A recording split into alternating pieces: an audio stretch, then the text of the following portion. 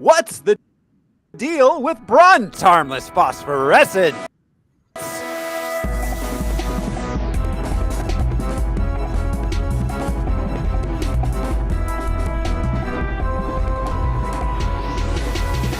Hello everyone, this is Throw Smiley and I talk to fish, they just don't talk back. Who's joining me this week? I'm Josh Cece and I come on the king tide. I'm Jeremy Reed and I heard you were the thirstiest reporter around. I'm Alaric Weber and I just got out of a wooden box. And this is Harmless Phosphorescence. It's the podcast where we watch every theatrically released full-length live-action superhero movie ever made. We gather some research into the production and the source material, and we tell you all about it. I would like to thank our guest, Jeremy, this week for filling in. Brian is still off. Gallivanting. Gallivanting across the continent. Thanks for joining us, Jeremy. Thank you for having me. Yeah, anytime. And this is Harmless Phosphorescence. We are brought to you by patrons like executive producers Michael Beckwith and Atticus Burkett. You can be a patron too. It's easy. You just head on over to patreon.com/harmlessentertainment. $1 a month is all it takes to get you started. You can get that monthly movie. Oh, we got our monthly movie for April, guys. The polls are closed and the B movie was defeated. Oh, I demand a recount. Yeah, I was seriously. I'm sorry, I demand a B count. I was shocked, honestly. I thought the internet was not going to give us a chance at anything else, but it was the B movie. Took an early lead, and then at the end, coming from behind to defeat it was The Mist. So The Mist. The Mist. That's Frank Darabont, Stephen King joint. It was 2007 was our year. So for April, we'll be watching The Mist. $1 is all you got to pay to listen to that and a lot of other podcasts about non-superhero movies. We've got like Independence Day, and actually, by the time you listen to this, you'll know that we'll have thrown up. Clue's been up for a while, but we did The Life of Brian a while back, and I'm going to be sticking that on the main feed for an Easter special. Oh, nice. So you'll already have listened to that by the time this comes out for you, unless you're watching us live on YouTube before it gets copyright striked and taken down. Anyways. This week, though, on Harmless Phosphorescence, we are going to be watching Justice League.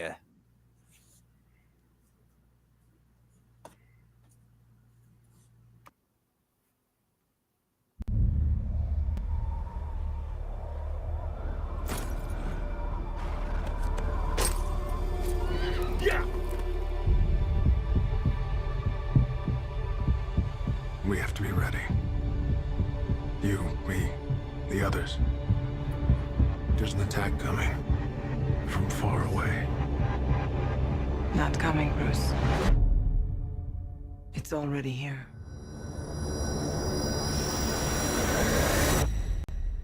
The others. Where are they? Arthur Curry, the Aquaman. It's on him. Organic and biomechatronic body parts.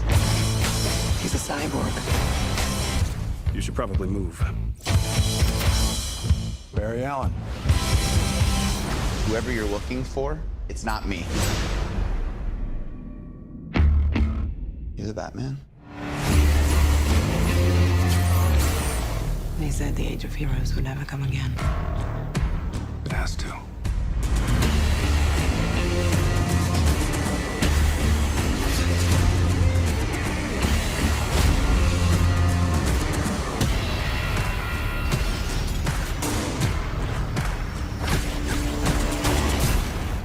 What are your superpowers again? I'm rich. One thing I can tell you is you got to be free. My turn. Come together.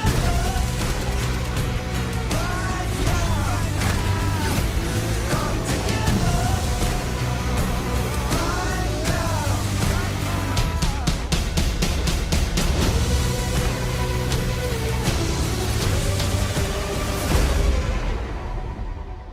Shall we? It's good to see you playing well with others again. Just like a bat. I dig it. Maybe temporary.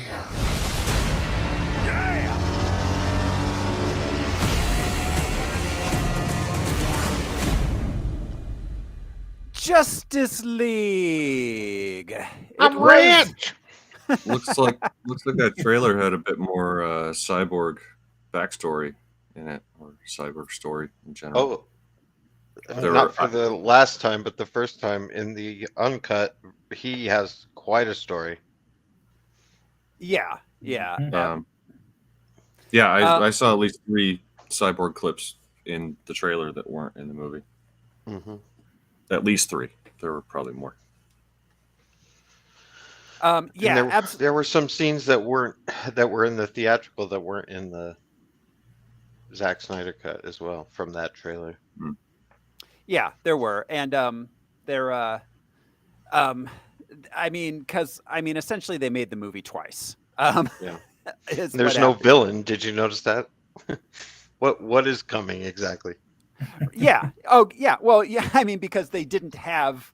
Mm-hmm. Well, they didn't have the CGI done, I imagine. Or the villain chosen. We'll get there. I'm sorry. We'll get there. No, I mean they did. By the time they were making that trailer, they would have had the villain chosen. But like also, it's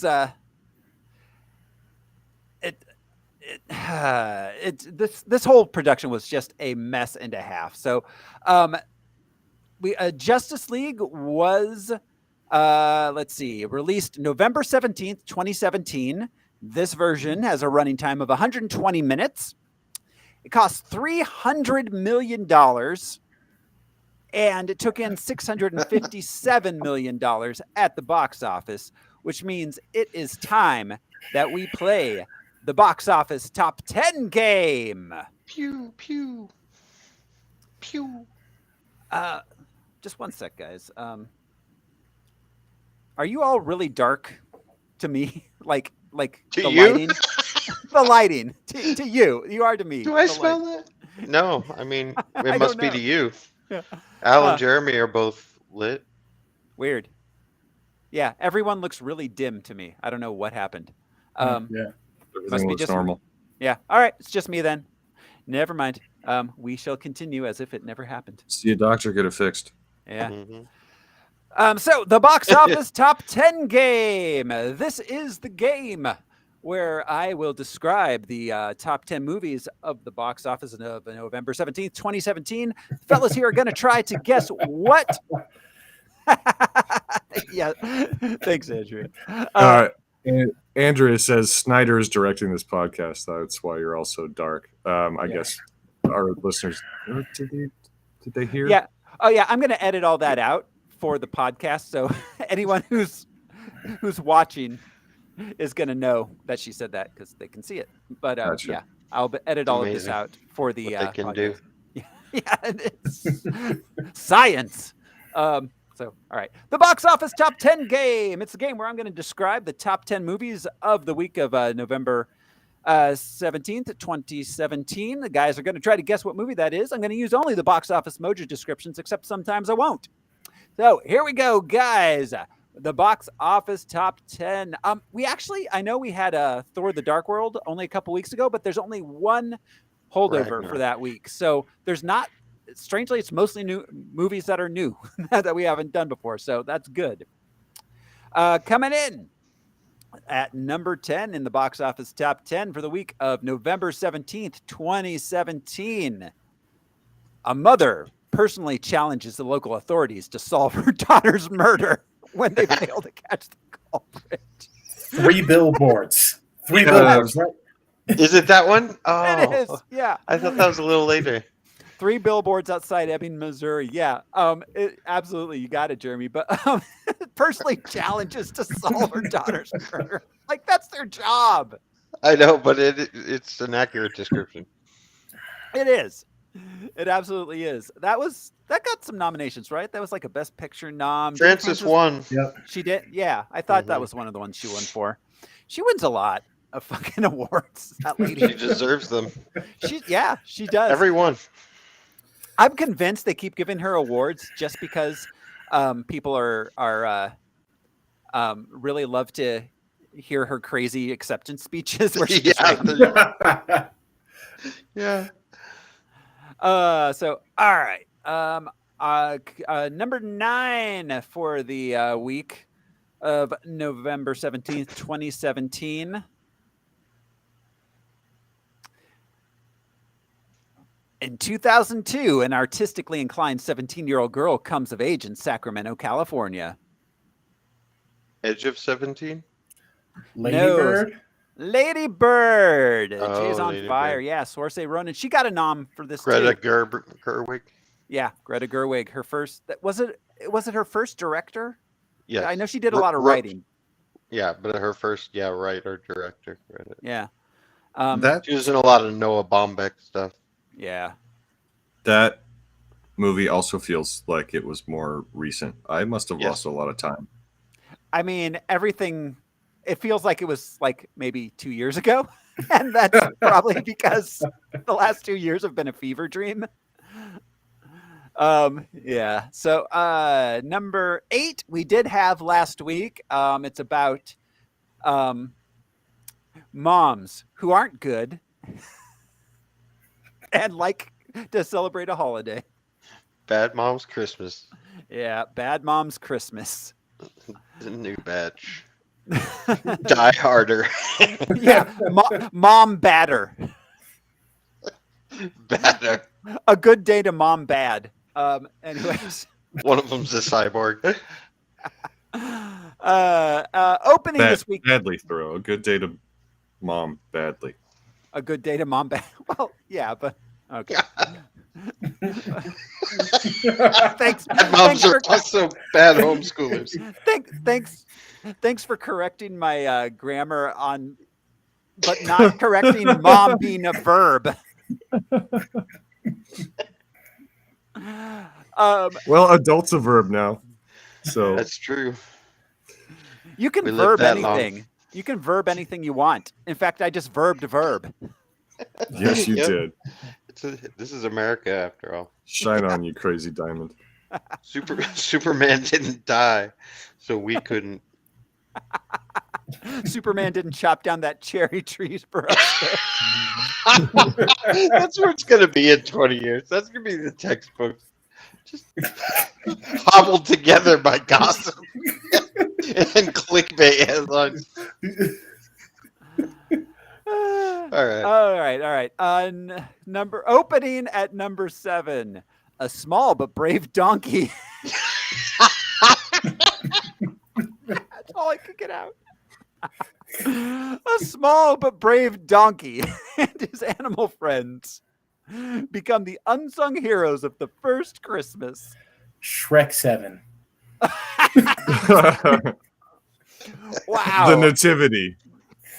The Nativity. Shrek 7, The Nativity. It's a Shrek-tivity. The Shrek. Wow. The Shrek-tivity is dangerously high in this area. This is. I mean, it's going on. I like the follow up paranormal Shrek-tivity.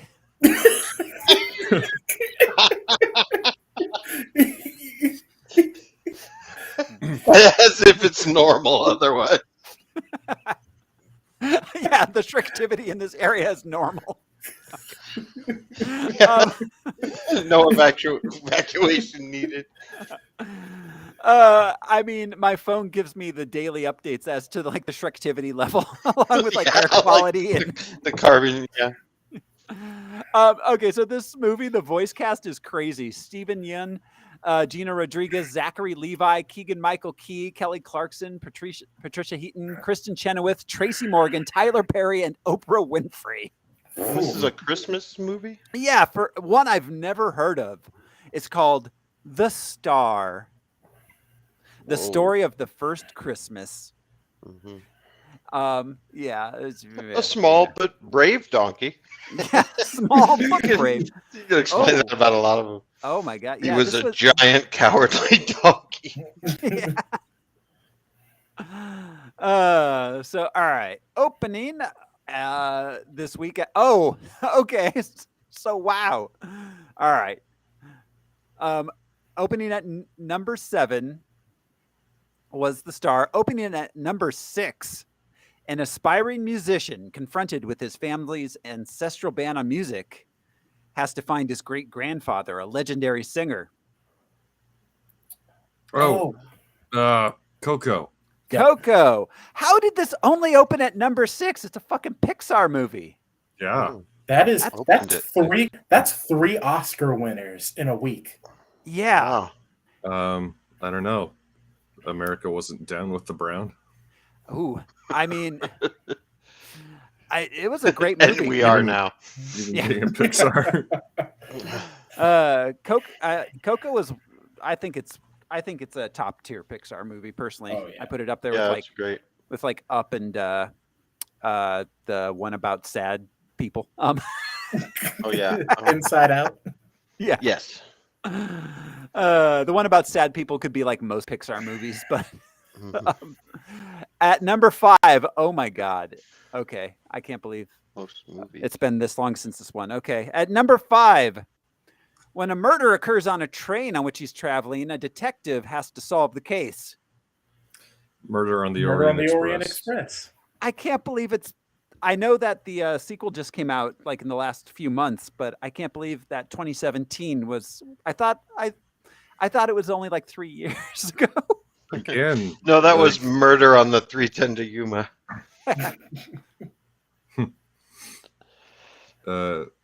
everything that's come out since 2017 feels like it was yesterday, Yeah. Mhm. Oh Lord. Okay. At or number. at least 2 years ago. Yeah. At There's a new Agatha Christie movie right now with Gal Gadot on. Yeah. That's the sequel to Murder on the Orient Express. It's Well, yes, right. It's Poirot. I don't know which game, but Yeah. yeah. no. It's. I mean, it's the same Poirot, and it's set as a sequel to it. Isn't it like Right, Kenneth Kenneth Branagh Branagh. directing it? Yeah. Yeah. And he was in that. Yeah. Yeah. Death It's on- the. It the is a sa- sequel. Yeah. Yeah, it's the same Poirot universe as the 2017 Oh, Murder Death on on the the Poirot Nile. cinematic. Oh, it was The actually Poirot good. cinematic universe. Are we ready? For Yeah. that? Yeah. The Christie verse. The Agatha verse. I like that. Agatha. the Agatha verse. Yeah. At number 4 this week, having finally gotten used to each other's existence, Brad and Dusty must now deal with their intrusive fathers during the holidays. It's a sequel. Oh yeah, I Stepdads know too. this. Which one, Jeremy? Stepdads too, right? No, So it's, Daddy's No? Home. Daddy's Two. Yeah. Home too? Daddy's Is Home that the one too. with Mel Wahlberg and Gibson in Farrell. it? Yes. Yes, And John it is. Lithgow. How Oh is my Mel gosh. Gibson? How is Mel Gibson just in fucking family comedies like in 2017? What the fuck? Well, when you say the N word a lot, that's where you go. It was Jews, I believe. Or sorry. Oh, and Jews. Jew. Well, he had it was everyone. both. What It was everyone. both. He He was covered Did the he say gamut. Yeah. I know. I he expected more from that drunk Australian. Yeah, and fucking John Lithgow, Will Ferrell, the For non what it is, kid it's not Wahlberg, bad. But yeah. John Linda Lithgow has Cardellini. 2 speeds. John Lithgow John has Cena. John Lithgow has fatherly and serial killer, and those are the only 2 speeds he That's has. Yeah. true. Yeah. Absolutely. Those are the Oh, and Alien. You- Oh, You- yeah. My favorite John Lithgow performance of all time may be The Last Boy Scout. That is fucking Mhm. crazy. He haven't seen that actually in a while. he was on Dexter, and that was probably the best string of episodes. Oh, on yeah. Dexter, He if was- yeah. he was you great ask on me. that. So all right. That is, what was that? That's number 4. Coming in at number 3 this week. A hero must race against time to just stop the destruction of his world at the hands of a powerful and ruthless villain. Man of Steel. Ragnarok. Ragnarok, yeah. Yeah, it's Ragnarok, but Because it we could, just did that one, yeah. yeah, but it could be literally like Every movie. This is our 129th superhero movie. It could be literally 100 of them. Yeah, totally. Howard the Duck. Yeah. Yeah, a ruthless villain. At number 2, opening at number 2 this week. This movie tells the incredibly inspiring and heartwarming story of August Pullman, a boy with facial differences who enters the 5th grade, attending a mainstream elementary school for the first time. Little mask babies. Thank you. Thank you. Tiny Eric Stoltz. Mask babies. Look who's masking too. Well, what is it? Is it that? It's called Wonder. It stars Julia Roberts, Owen Wilson, and Jacob Tremblay. I hope Owen Wilson is the kid with. Yeah, he's already got a nose. Like, oh, Wow. wow, I'm 10 years old and I look weird. Wow. Did Wes Anderson direct this? Wow. Yeah. Yeah, and at number 1 this week. I'm sorry. I'm just trying to imagine the offspring of Julia Roberts and Owen Wilson. It's got a messed up face, man. And at number 1 this week, fueled by his restored faith in humanity and inspired by Superman's selfless act, Bruce Wayne enlists the help of his newfound ally, Diana Prince, to face an even greater enemy. Gingivitis. The one guy from Game of Thrones. And that is our box office top 10 game, which brings us to the comic book background of this movie. Mr. Weber, tell us the things we need to know and why we need to know them. Okay. I realized that I had one glaring... I'll leave that till the end. One glaring omission from my comic book history. So, Superman, we talked about. Batman, we talked about. Wonder Woman, same thing. So, next up was The Flash. First appeared in Flash Comics number 1, January of 1940. From All American Comics, one of 3 companies that would merge into DC Comics. Golden Age Flash was created by writer Gardner Fox and artist, I did not write it down. What a unique name. Yeah. He's really I think good. it's Swedish. Yeah.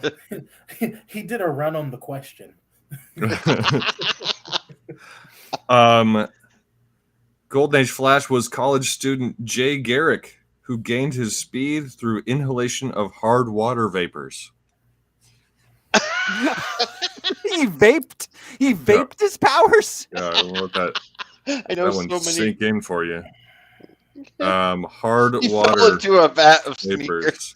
So he was taking a shower, where there was like hard water, and he didn't notice that the shower head was calcified.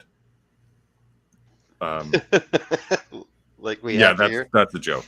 And everyone in Flint, Michigan was like, "Where's my superpowers?" Yeah, where's my super speed? That would later be changed to be heavy water, which is different. Hard water just has a lot of minerals in it. Heavy water is what's in cooling tanks, right? Yeah. It's what metal musicians drink to stay hydrated. It's what their body craves. All of the hydrogen atoms are actually deuterium atoms.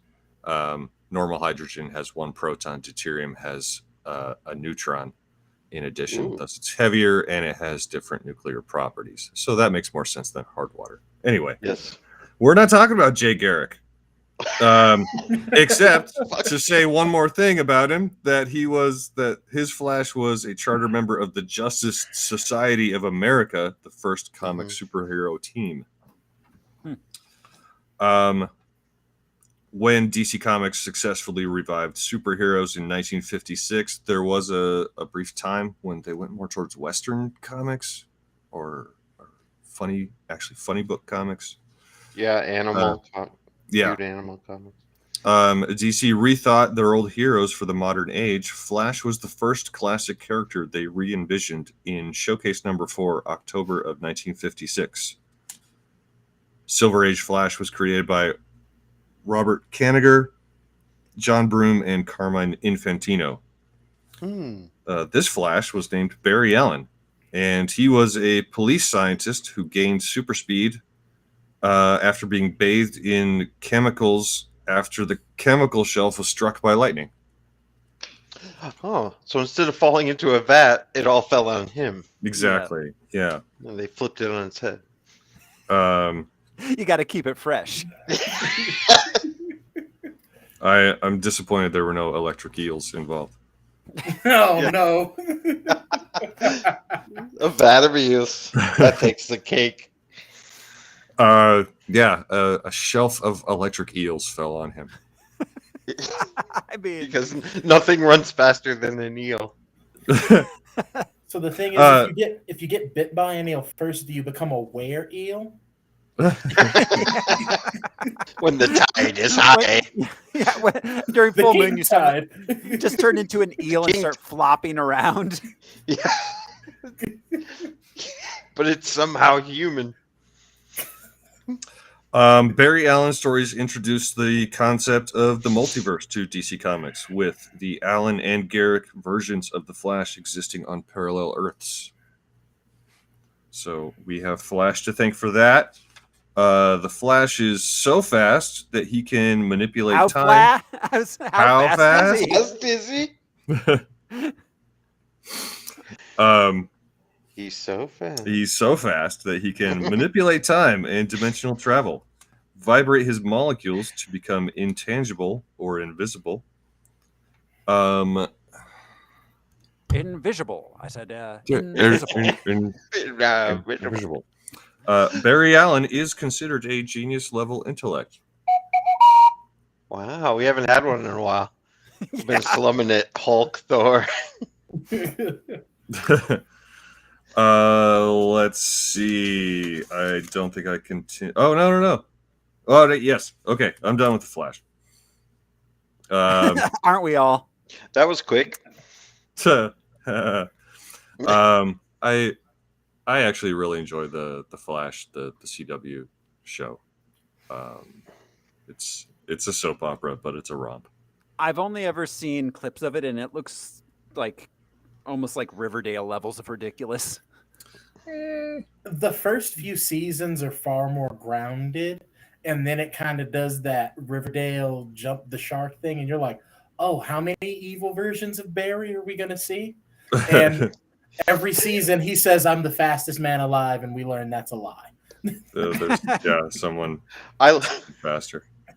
I love that the teen drama that's based on probably the longest running teen funny book jumped a shark. I don't know. It's kind of great. Okay, Yeah, so I've heard. I found my missing information. Golden Age Flash was created by writer Gardner Fox and artist Harry Lampert. Good. Wait, Harry, we know you're listening, and we're sorry. You 97-year-old man. You sweet genius.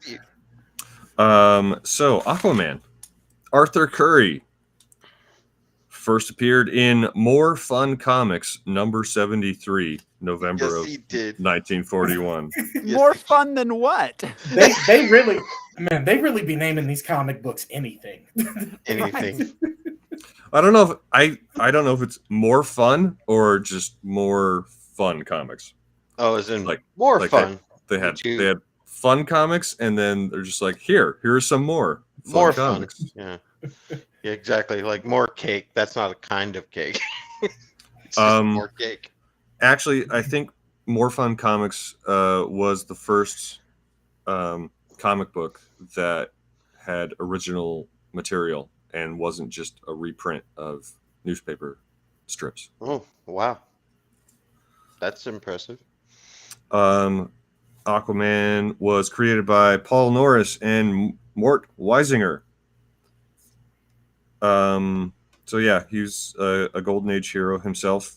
In the Silver Age of comics, Aquaman was a founding member of the Justice League. He can breathe underwater and talk to aquatic creatures. Comes in handy since he spends all his time there. Sometimes. I'm going to save further discussion of the character for his upcoming solo movie. Same for Mira, who also appears in this film. There's always a canal or or a fjord. Yeah. So moving on to Victor Stone, aka Cyborg, created by writer Marv Wolfman and artist George Perez. First appeared in DC Comics Presents number 26, October of 1980, a relative latecomer. Originally known as a member of the Teen Titans, Cyborg was established as a founding member of the Justice League in DC's 2011 New 52 reboot. The son of Silas and Eleanor Stone, scientists who use him as a test subject for various intelligence enhancement projects. While the treatments are successful and Victor is enhanced to become a genius-level intellect, he grows to resent the process. Victor rebels, taking up athletics, abandoning his studies, and associating with underage criminals. Underage. Oh, Victor. The baby lords, in fact. The baby lords, yeah. Yeah, the baby lords. Oh, yeah, callback. I mostly was aware of him as like from the Teen Titans and Teen Titans Go animated shows of like the 2000s. Yeah. In which he was mostly a comic or like a comic relief type character. Yeah. In that. I mean, Teen Titans Go, everyone was a comic relief character, but you know. Yeah, In the late 80s, I had a DC like role-playing game, and the Titans were really featured on it. So, and he definitely I know Cyborg from way back. He definitely in the more modern comic books has been treated a lot. He's sort of the emotional heart of the team in a lot of ways, like him and Barry, because they're both, one, they're younger, they're not like weird immortal god people, and they're kind of they're just people. So they use him to root a lot of the emotional stakes and sort of use him as a barometer for how should everyone else who's weird and immortal be acting. Yeah. Well, I mean, and a lot of his comic stuff, like the basis is like, you know, puberty metaphors, like your body's changing and you're a teenager and your things are getting weird. Getting real weird. So, after he stopped studying and started playing sports, he got all the girls. And being a criminal, associated with criminals, he would visit his parents' lab while they were conducting interdimensional experiments. An aggressive gelatinous... That's what they call it. An aggressive gelatinous creature was accidentally pulled through, which killed Victor's mom and severely injured Victor before Dad was able to send it back. I would like to note that I resent being called a aggressive gelatinous creature. Well, Thoreau, you killed the man's mother, so I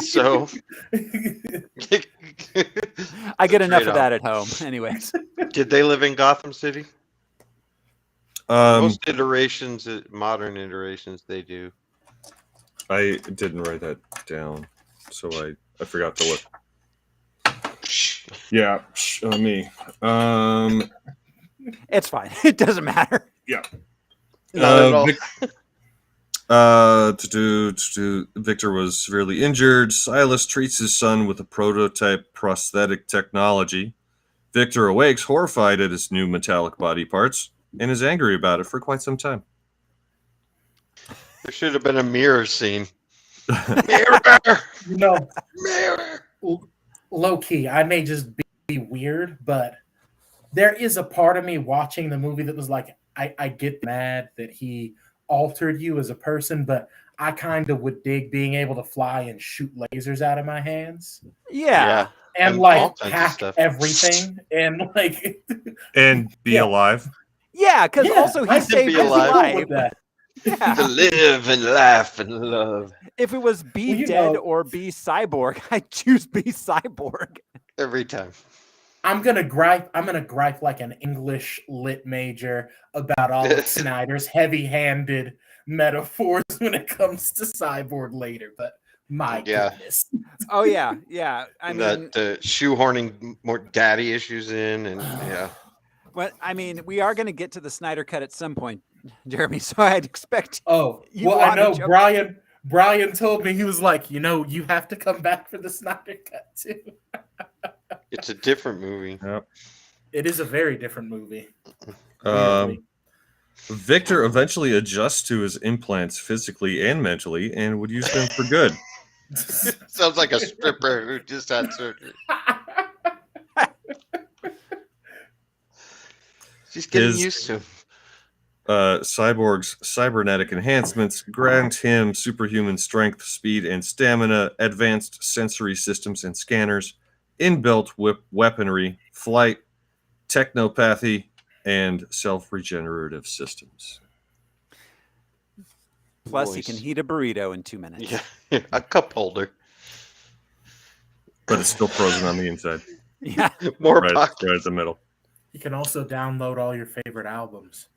Except the one you really want. Steppenwolf, created by Jack Kirby when Kirby defected from Marvel to DC. To make the new gods, yeah. First appeared in New Gods number 7, February of 1972. Steppy is a military general from the planet Apocalypse and uncle of Darkseid. And he had a big hit with Born to Be Wild. Magic carpet. Steppy has armor with reshaping capacities, enhanced strength, agility, and endurance, is an exceptional warrior and military leader, and wields a near indestructible electro axe. Electro Axe. Electro Axe. That's a cool band name right there. Axe. And the omission, I didn't look up the Justice League itself. Oh. No, it's a typical LLC. No, it's probably a nonprofit actually. Standard issue. Oh no! You know Bruce Wayne's making money on the back end of it. Just I was like, about to say, Bruce Wayne is just cheating his taxes Yeah, using the that's Justice probably what it League's is. 501c. Well, no, well, it is a league, so I assume they bowl or play softball or. No, they fight this is just criminals. That's what they do. Like, they are a professional criminal fighting league. League.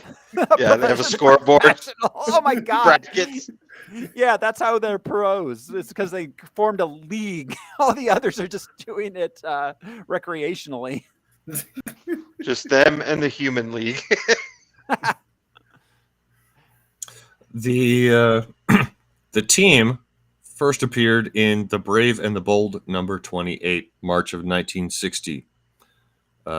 Conceived by writer Gardner Fox as a revival of the Justice Society of America, the similar team from the 1940s. Yeah, there were a lot of highly popular characters who appeared on the team. It looks like the original were Green Lantern, Flash, Superman, Batman, Wonder Woman, Aquaman, and maybe Martian Manhunter. Yeah, it was Martian Manhunter. Okay. It was 7, and I would point out that the original hashtag for this movie, which came out immediately after Batman v Superman, was hashtag Unite the 7. I would then further point out that there are only 6 members of the Justice League in this movie. Yeah, and 2 of the original 7 are not there. No Hal Jordan, even though they made a movie. They Brought him into living. Zack Snyder was not keen on the green. Yeah. Not Right. He wanted not on. he Yeah.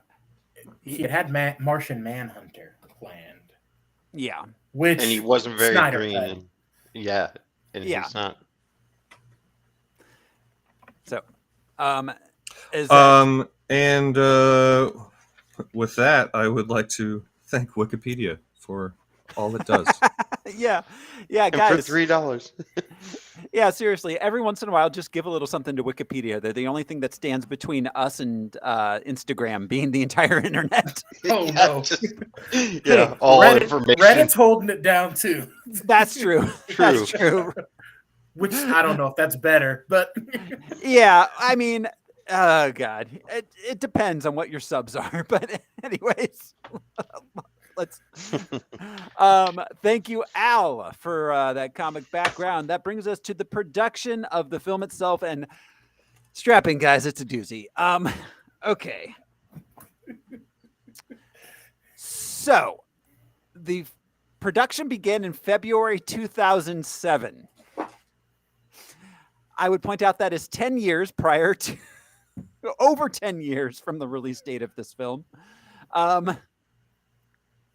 They originally, Warner Brothers began production on Justice League by hiring a pair of writers, Michelle and Kieran Mulroney, to write a script.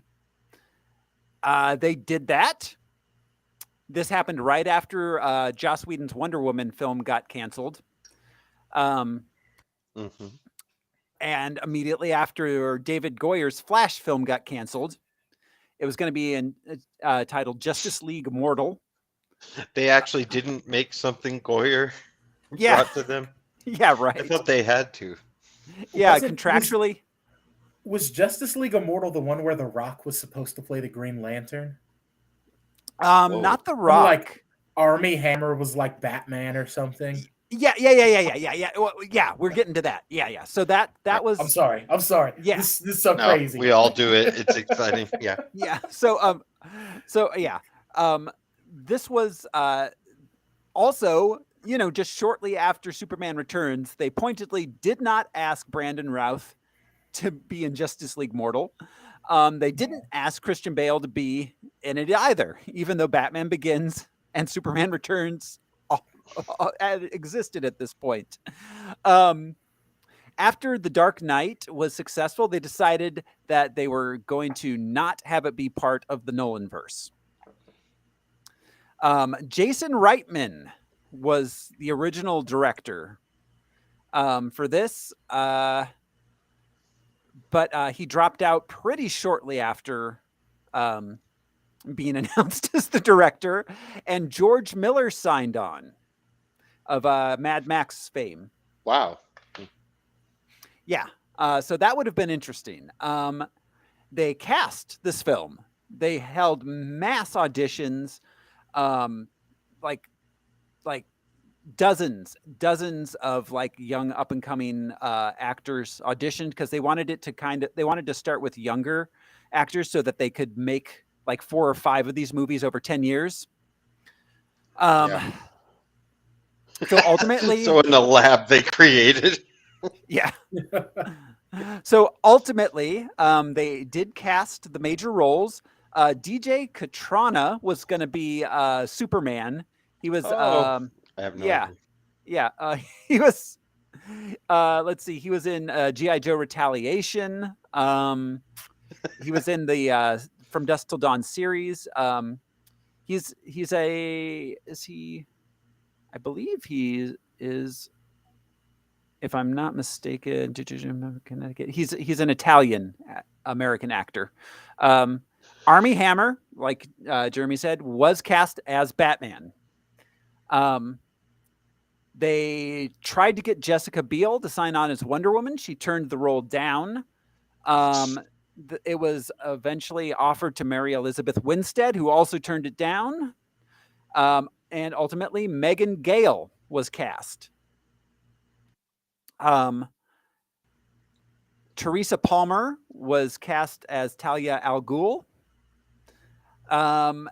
Let's see. We had Common cast as Jon Stewart, the Green Lantern Jon Stewart. Okay. Rapper Common. Adam Brody got cast as Barry Allen. Adam Brody from the OC. Jay Baruchel got cast as Maxwell Lord, the villain. That's weird. Yep. Yes, that's really weird. Hugh Case Byrne, who he was a Immortan Joe in Fury Road. He was cast as Martian Manhunter. Of course. Yeah, Miller's got to throw it back. Yep, absolutely. Santiago Cabrera was cast as Aquaman. Now this went into pre-production. They cast it, and then the 2008 writers' strike happened, and the movie got canceled. Put on hold, and then they just kind of never went back to it. Instead, they made all those other DC movies, which we've been talking about over these last few months. Now, after they moved on, and after Goyer and Nolan came up with their idea for Man of Steel, and they hired on Zack Snyder. And Zack Snyder, after Man of Steel, came up with the idea for a 5-movie Justice League arc. Batman v Superman was the first one. Justice League was the second. And then there were going to be 3 more. Okay. Which would ultimately, well, I don't know. We'll kind of get to that when we get to Justice League, because we kind of see where he's intending on going with it. Is he ever going to get to make it? It seems unlikely at this point. Warner Brothers has said that after the Justice League, they do not intend on continuing the Snyderverse. But who knows? Who knows at this point? Who really knows? Honestly, at this point, it's all so bad. I'm like, you know what? Fuck it. Let's do it. I want to see this crazy, overblown 12-hour epic saga come to fruition. I mean, with the Snyder Cut, it is so bonkers and so insane that it's like, yeah, I kind of agree with you, Jeremy. Like, just do it. Who cares? Just do it. That's how I feel. Yeah, Marvel keeps pumping stuff. Money is fake. Nothing is real. Just make the movies. Yes. And even if it was, Snyder, let him make Look, I want them to lock David S. Goyer and Zack Snyder in a room with all the cocaine they can snort. Just let them hammer these movies out. Just go for it. Yes. So anyways, okay. After between Man of Steel and Batman v Superman, that's when they did the casting. So this film itself, we've talked about Zack Snyder before. We've talked about Chris Terrio, who was his writer on it. Zack Snyder and Chris Terrio wrote the script, and they started filming the movie. They started filming this movie on April 11th, 2016, a year and a half before its release date. Okay. They filmed for 4 months through June. They then began post-production, and I'm sorry. They filmed through October. They filmed for 6 months. They shot 6 months. Look, that explains why they had 4 hours of footage for the Snyder Cut. Right. Yes. And this one is so different in so many ways. I don't mean narrative-wise, shots that were done, scenes that were done. Oh, the insane amount of reshoots they did with Whedon. Right. Exactly. Yeah. So they shot until October, then they began post-production. But in May, Snyder stepped down due to the death of his daughter. Wow. And so he and his wife was his producing partner. So they both stepped down due to the death of his daughter. It was very tragic. And you know, so I'm not the biggest fan of Zack Snyder and his filmmaking. But by all accounts, he's a pretty stand-up, all right dude as far as like his personal life goes. So, you know, he's suffered through a lot of online bullshit. He has. I don't think he deserves all the, you know, shit that he gets. The problems we've expressed it many times and we're about to, but there are a lot of problems to his filmmaking, but yeah, well, it's not as bad as he gets fucking. No, he's not, and he at least has a distinct visual style. Say what you will about him. He's trying to do something. Yeah. He's trying to bring like a skill and a vision to his work. He takes risks, just all the wrong risks. Yeah, absolutely. Now this is, despite what it says in the credits, this is not a Zack Snyder film. It is not. Mm-hmm. This is a Joss Whedon film. A dude whose on-screen work I generally like more than Zack Snyder's, but who in his personal life is a total pile of shit by all accounts. Yeah, I know, but that's not what we're talking about. That's not what we're talking about. So, Joss Whedon was brought in May 2017 to, quote, finish up post-production. He then proceeded to shoot 2 months worth of reshoots. So what really happened here is that he gets a screenwriting credit. He rewrote the entire film, top to bottom. His rewrites were 80 pages of rewrites, which is most of the movie. Yeah, what's the standard one? 1 to 120? Yeah. 120, yeah. Yeah. Mm-hmm. So, I mean, he rewrote most of this movie, reshot almost the entire movie. He basically made the movie again. Mm-hmm. He reshot almost the entire thing. At 80 pages, that would leave maybe the big set pieces that were too expensive to reshoot. Yeah, or the getting like all of your team together. Yeah. But remember, that would have been mostly them on a green screen. So they changed all of what the CGI was going to be for it. And it's just them kicking and twirling around in front of a green screen that they had in the can. Yep. Yeah, I bet that animation studio was like, fuck. Like, we're going to get paid more money, but are you shitting me? We have to go back and model all of this again? Exactly. And that's, so like, that was in May. This was released in November. He shot for 2 months. So like July to November is what they had for post-production instead of a year of post-production. And it looks like it. The CGI in this is fucking terrible. Yeah. I don't like Steppenwolf particularly, but he looks way cooler as far as how Zack Snyder envisioned him. He looks way cooler. And just he the looks quality. Lame in this. Yeah, the quality. Yeah, he just has like a pale face, like sort of a jaundice kind of colored face. And oh my gosh, can we get it out of the way? The mustache CGI. Yeah, the mustache. So yeah, let's get into the mustache here. The mustache. Oh. So here's what happened is during the reshoots, they that was at the point where Henry Cavill was filming Mission Impossible Fallout.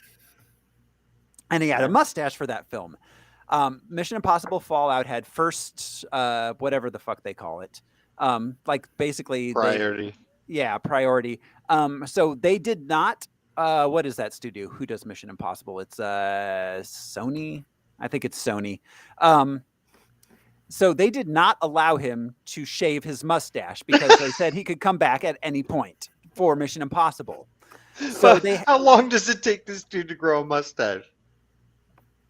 Right? Well, Take hold a on. long plane Well, ride. hang on. His mustache in the movie, in Mission Impossible, it's a pretty Yeah.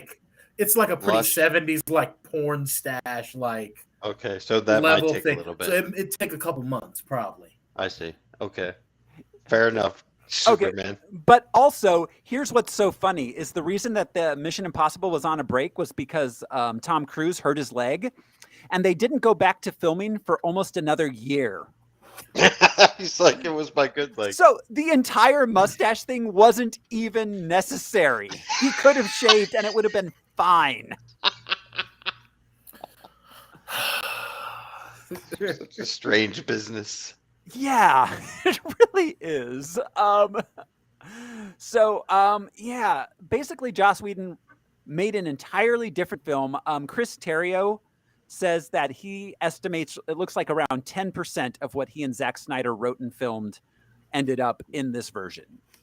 Around 10% of Zack Snyder's movie made it into this. Makes sense. 80 pages. Yeah. Yeah.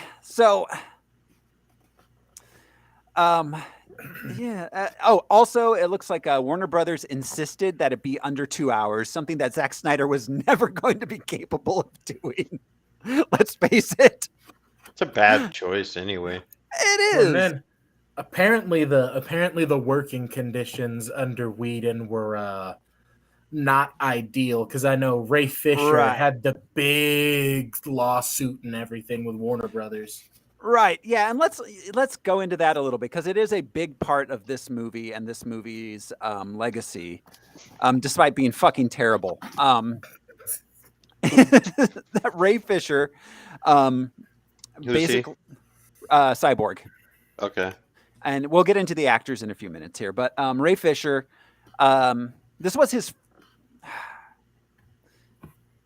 Okay. So usually I do this. So okay, Ray Fisher, basically, as we saw in the Snyder Cut, he was kind of like the most important character. He was kind of central to the film's narrative thrust, and he kind of still is, but like only in a plot mechanic way. Emotionally, he does nothing for this movie. And he says, in addition to his part being cut down tons, Joss Whedon was a total douchebag on the set. Now, whatever Ray Fisher claims that it was racially motivated. Who knows what Joss Whedon's motivation was, but it remains that it was absolutely him being a douchebag to an actor who was on his first big movie. For no fucking reason. He was an asshole. He threatened Ray Fisher's career because Ray Fisher was like, hey, why are you doing this? This is dumb. I don't like it. Mm-hmm.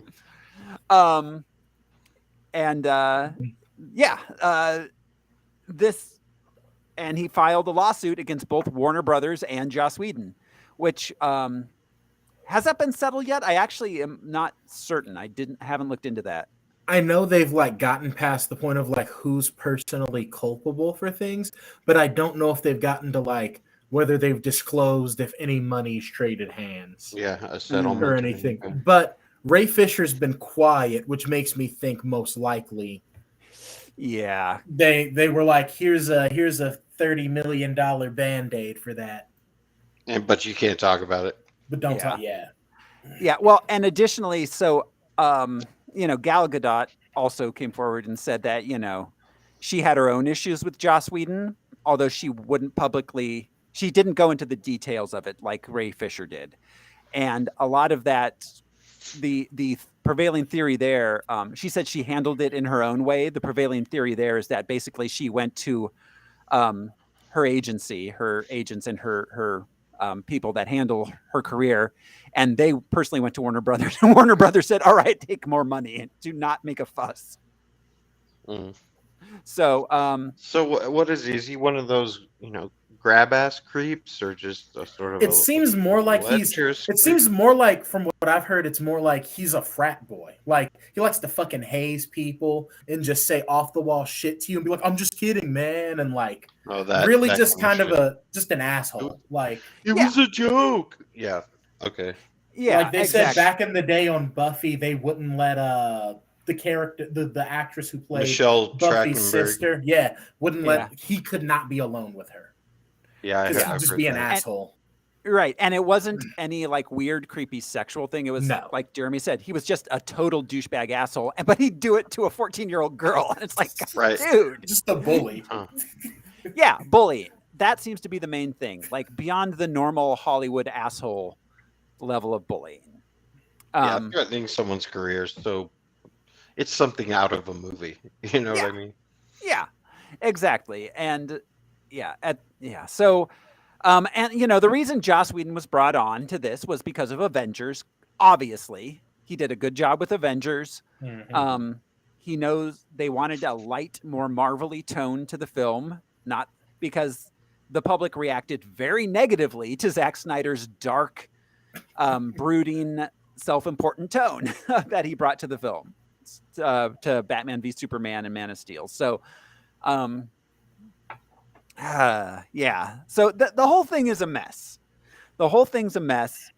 Let's be fair. Zack Snyder was the wrong person to helm the DC universe. If they wanted a unified comic universe, he was probably the wrong guy for it.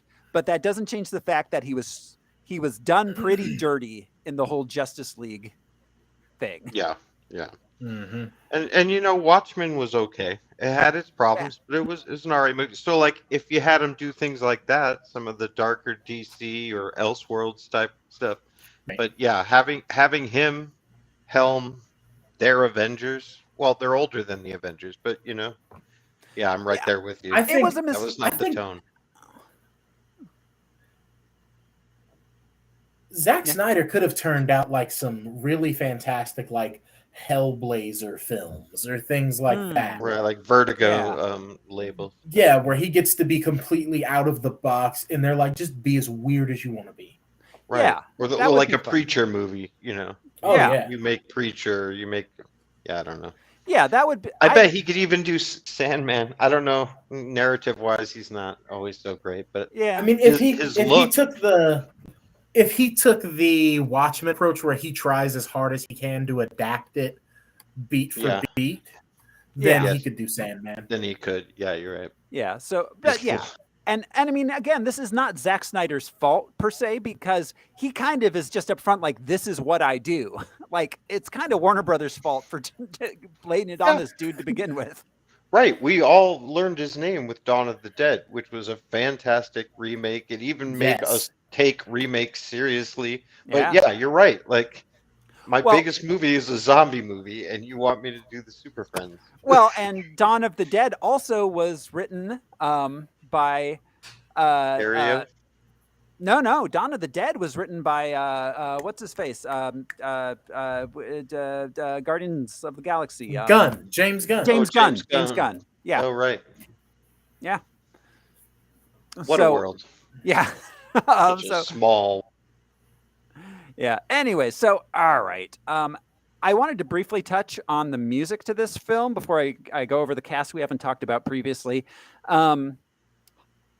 Junkie XL was hired to compose the soundtrack, and he did, and we got to hear that in the Snyder Cut, which, but that was completely scrapped by Whedon, who brought in Danny Elfman to do the soundtrack, which I think Danny Elfman's work here is fine.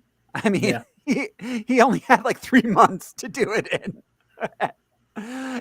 I thought it was pretty cool to hear both the Superman theme and the '89 Batman theme and the Wonder Woman Junkie XL theme all together in one movie. That, little things like that were kind of cool. It's kind of cool to like, because he did some cool orchestral stuff too, some orchestral nodding in a lot of the like Batman bits. Yeah, absolutely. Like, yeah, but it doesn't change the fact that it all felt kind of cobbled together out of a bunch of weird CGI gobbledygook. So, all right. As far as our cast goes, we've talked about a lot of these people before. Ben Affleck, we've talked about a few times. Henry Cavill, Amy Adams, Gal Gadot, Ezra Miller as Barry Allen. Ezra Miller, outside of the Flash, is probably best known as the Fantastic Beasts guy. What was it? Newt Scamander. Oh, and he's known for being the guy who yells at people for singing karaoke at a karaoke bar. Yes, Gets arrested. Or I'm sorry, Credence Barebone, right? That's who he plays. Aurelius. I don't know who the fuck he plays. He's in Fantastic Beasts, but yeah, he recently has got arrested for yelling at people for singing karaoke. If you're in the wrong headspace, it's karaoke can be terrible. Yeah. I'd like to put, okay. So yeah, I just wanted to, despite the fact that he got arrested for being an asshole recently, I do want to respect their pronouns. Ezra Miller claims to be is non-binary and goes by they them. So I just discovered that recently. Didn't know that. Yeah, I just found it out recently and I forgot. So yeah, it's hard to keep up. I've started a notebook just to be safe. Ezra Miller's their background is actually an improv and comedy. So that's, kind of why they got hired for this kind of role. It was very comedy mule. The Flash is treated in this one as a comedy mule. A brave but small one. Yeah. Jason Momoa stars as Aquaman. Arthur Curry, he was probably best known as Khal Drogo from Game of Thrones. He had a long run on Stargate, Atlantis. Oh, I actually didn't know that. Yeah, I see that. Huh, interesting. And Baywatch Hawaii from 1999 to 2003. Right. Yeah. Let's see. He was also in the he's going to be in Fast and Furious 10. Oh shit. Yeah. Yeah, and the Lego Movie 2, in which he voiced Aquaman. He was in Lisa Bonet for a while. Oh yes, he was.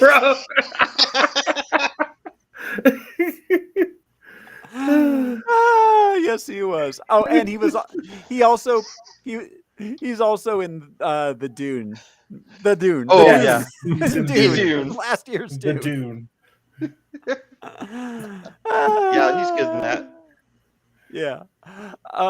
Ray Fisher, who we mentioned briefly, this was his first big movie.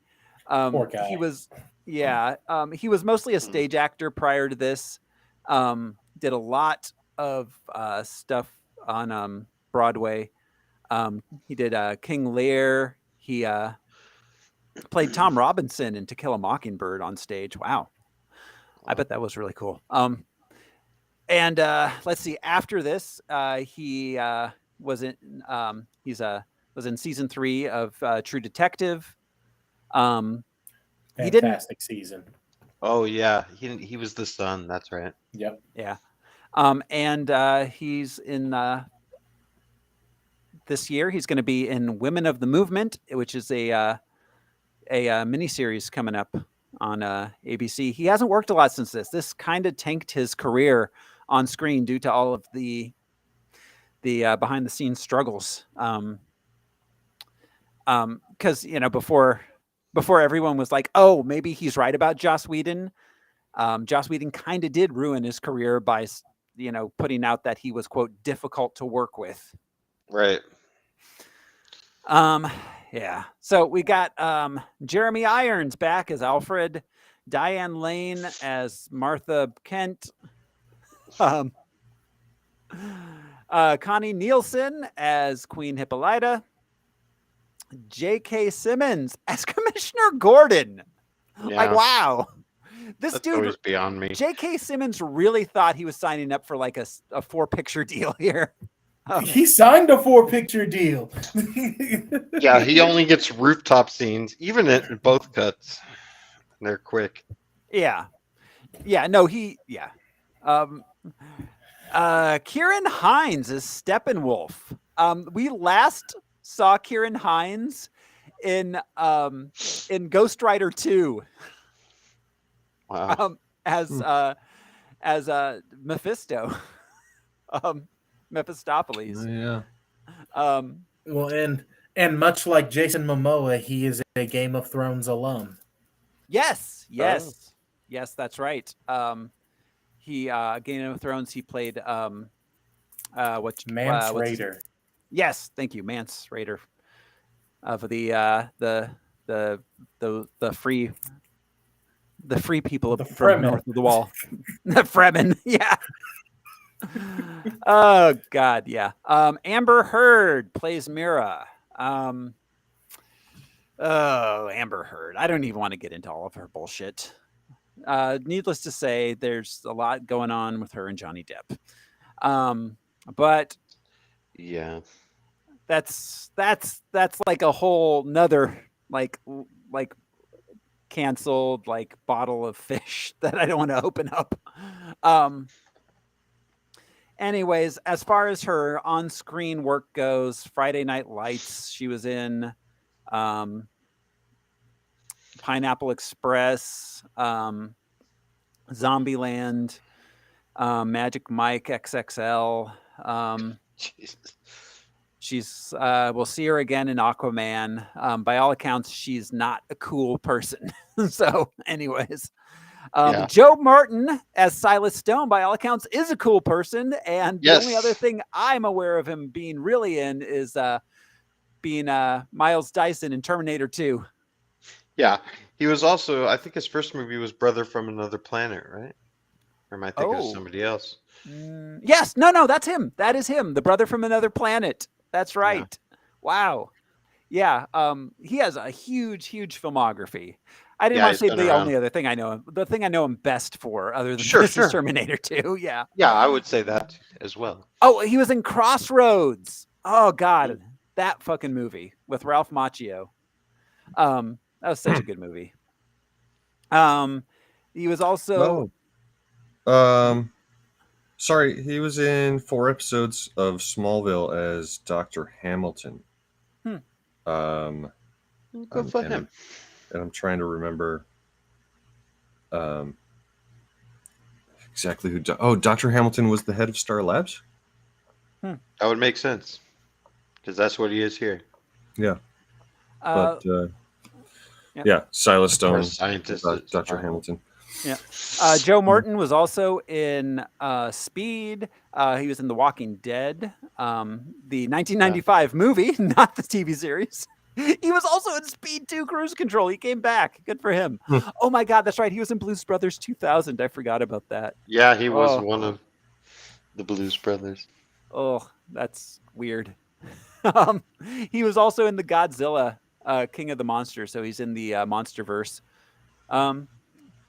Yeah, wow. He was also in The Pest, so he's in the Leguizamo verse. His first credited role was in the Mission Impossible, the original TV series. That's how long he's been working, in 1970. Yeah. So wow. Joe Morton, man, he's been around. Filling out our cast, we're getting into more of like almost the cameo levels here. We got Billy Crudup as Barry Allen's dad. We've got the CGI'd face of Kevin Costner. No. Yeah, I mean we do have Kevin Costner's face in a picture, but we've got the CGI'd face of Ares. What's his face in the green, or when they were fighting. David Thewlis. David Thewlis, thank you. Yeah. And Mark McClure, who we talked about previously, most recently in the Supergirl episode, who played Jimmy Olsen in the original Superman film series. Pederast Olsen has a cameo as a cop in this movie. Huh. He was all about those college girls. He's like, I gotta leave town for the weekend. Yeah. So, yeah, I think that about covers our film background. This movie, has 39% on Rotten Tomatoes. Oh my god. That feels about right. It kind of like washed over me, like a CGI blob. I mean, Yeah, it's a piece of shit, this version. It was seriously like Oda Gunga levels of CGI, this movie. So I don't know. You fellas ready to go ahead and just jump into the movie? Booyah. Booyah. My man. Here we go. This is Justice League. We open on a cell phone video. It's vertical video. Kids, turn your phone to the side. Yeah. That's how you can tell an old person was in charge of this scene. Some kids are interviewing Superman after he did some heroing. So, I mean, here's the thing. I feel like the characters that Zack Snyder had the least handle on as far as tone goes is Superman. Which is crazy because he made the Superman standalone movie to start this off with. But I feel like in that movie and going forward, like he does not understand what the character of Superman is about. Yeah. And the role that he fulfills. And I do think Joss Whedon understands the character of Superman a little better. I felt like this was the first time we saw Henry Cavill playing Superman. Like, as Superman really exists. It still wasn't good. As the superhero that would stop and talk to kids. And yeah. Like, because that's what he is. He's this guy we see in the cell phone video. That is Superman. That is the Superman that I knew from the comics, then from the Justice League cartoons and from Christopher Reeve. Like, that's this guy. That's the Superman that saves kittens from trees. Yeah, that's this guy. That's the first time I've seen him in this universe. Doesn't make the movie any better. So then we cut to Batman in Gotham. He's chasing a criminal. He uses him and his fear as bait for a parademon. Captures the parademon, which explodes. Alfred and Bruce have been noticing a pattern of 3 boxes left all over the world. The burglar is Bill Tench on Mindhunter. I don't know if anybody's I was about to say. Yes, That's the guy from Mindhunter. Yeah, he is. Colt something, but anyway. Yeah, so I also don't hate this version of Batman, although it's very, very different than the previous way Batman was portrayed in these movies. Yeah, he did quite a turnaround.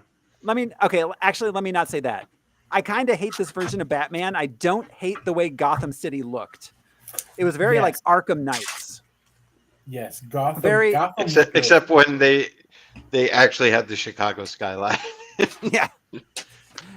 But yeah, it was very Tim Burton-y looking. This shot here with Gotham, very comic booky. I love the canted angles with like the gaslight, like looking lights and everything. Like it looked cool.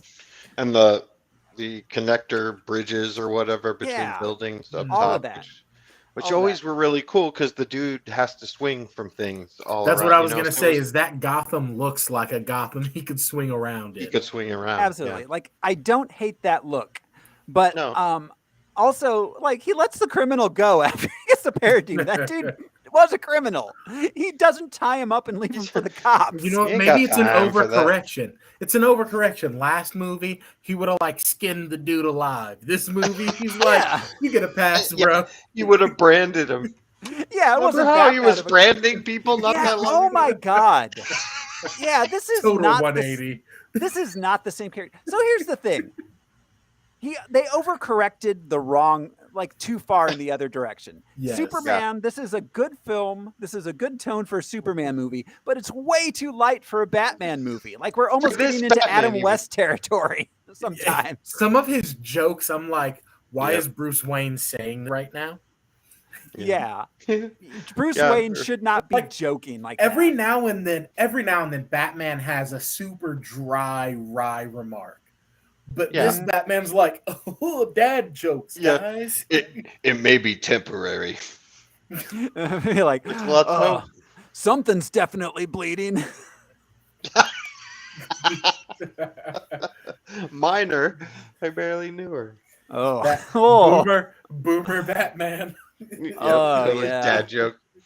So, all right. Then we get a title card and a montage of the world mourning Superman's death to a cover of a Leonard Cohen song. Yeah. But it's He not just keeps Hallelujah going. this time. They switched it Going up. And, back to that. Keeps going back to that well. It never dries And- up. But what's beautiful is that the song is Everybody Knows, and clearly nobody knows. yes. And it's also Nobody one knows of the, about Mother Boxes. Nobody knows about. it's also one of friggin' those Superman terrible Delight, songs where they like Steppenwolf. where it's just like that became super popular in every fucking trailer for like 5 years, where it's just them singing a song, like a woman singing a song, and it becomes like super like orchestral at some point. Yeah, Look, like at a least Bond knockoff. Deadpool 2 did it right on the nose and had Celine Dion belting it out. Yes. And the lyrics were appropriate. Amazing.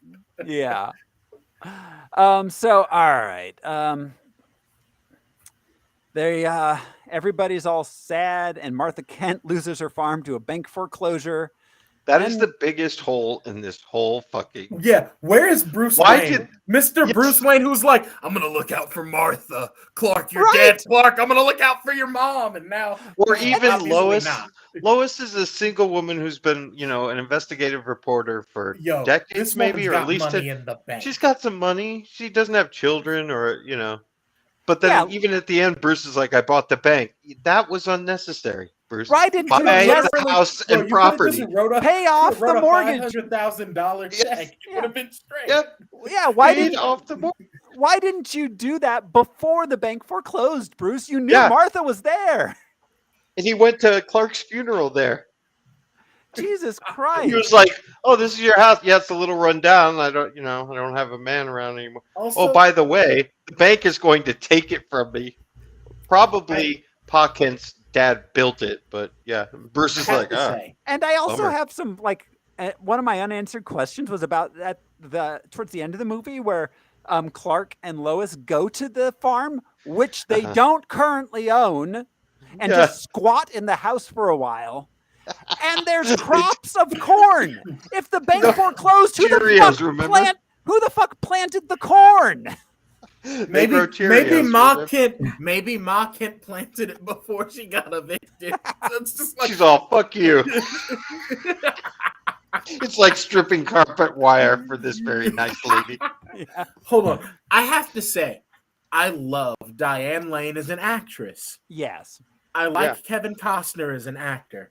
Yeah. Their representations of Clark's parents are kind of the worst.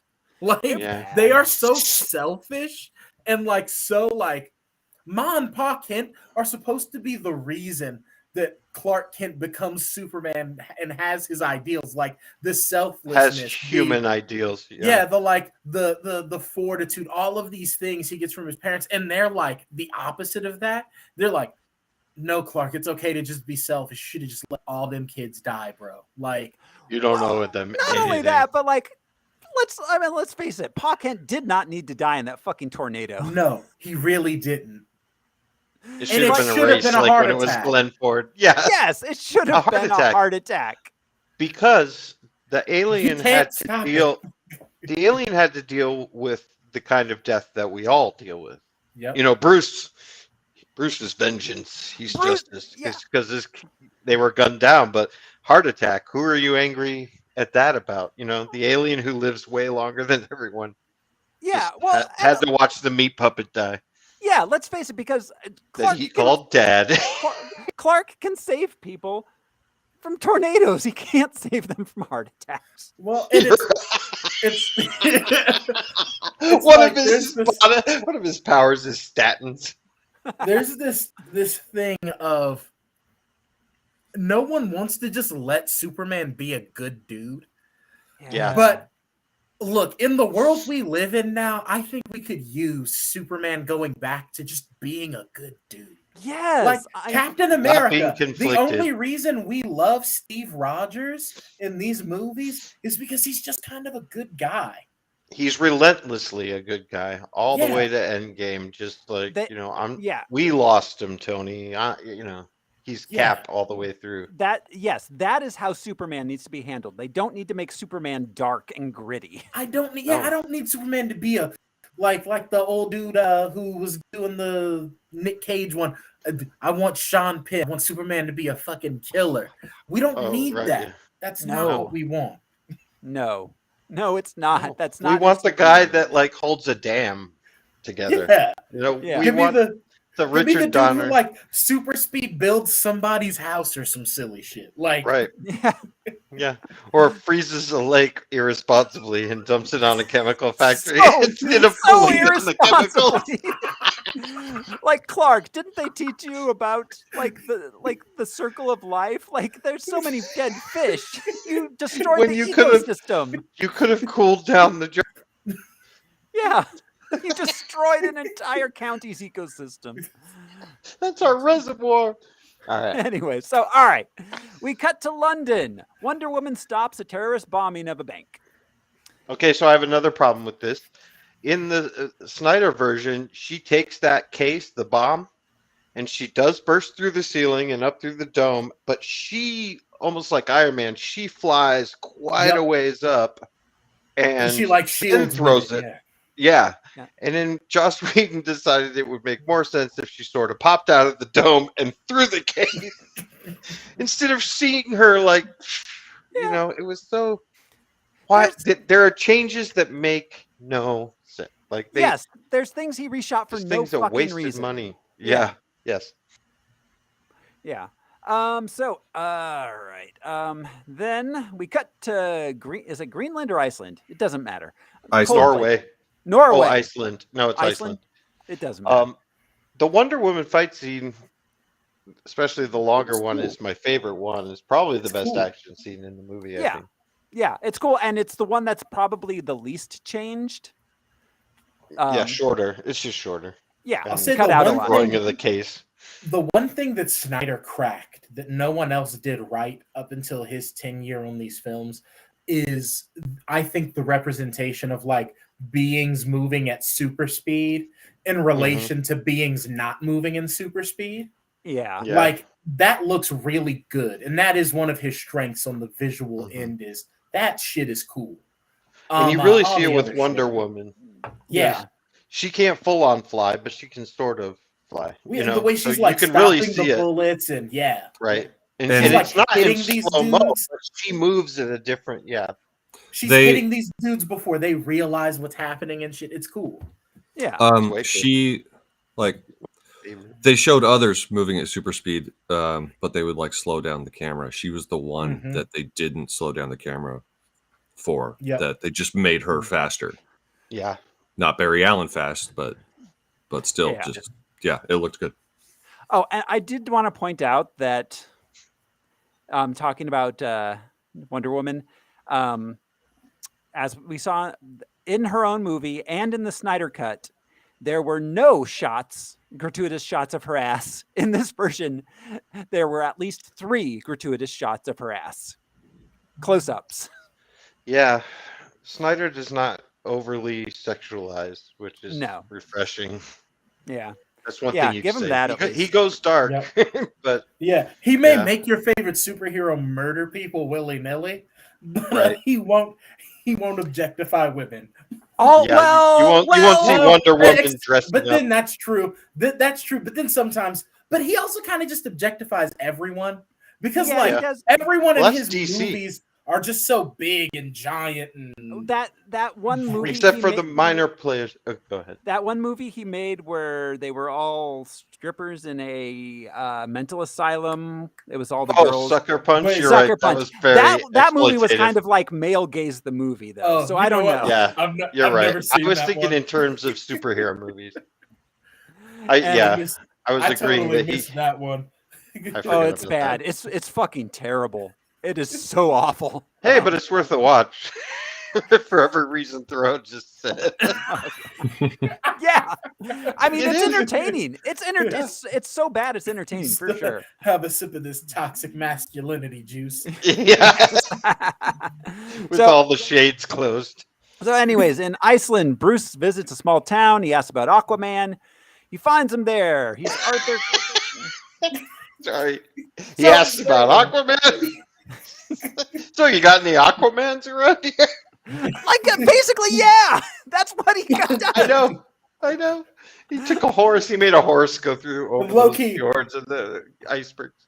Arthur Curry's poker face is straight trash because he's Yeah, sitting it is. there. He's this giant, tan, like Dark hair, dark eyes. very obviously Samoan man, and This this dude village is of clearly white not- people. Yeah, he's clearly not from translating- Iceland. That guy He's is not in from Iceland. Where the Aryan race with was created.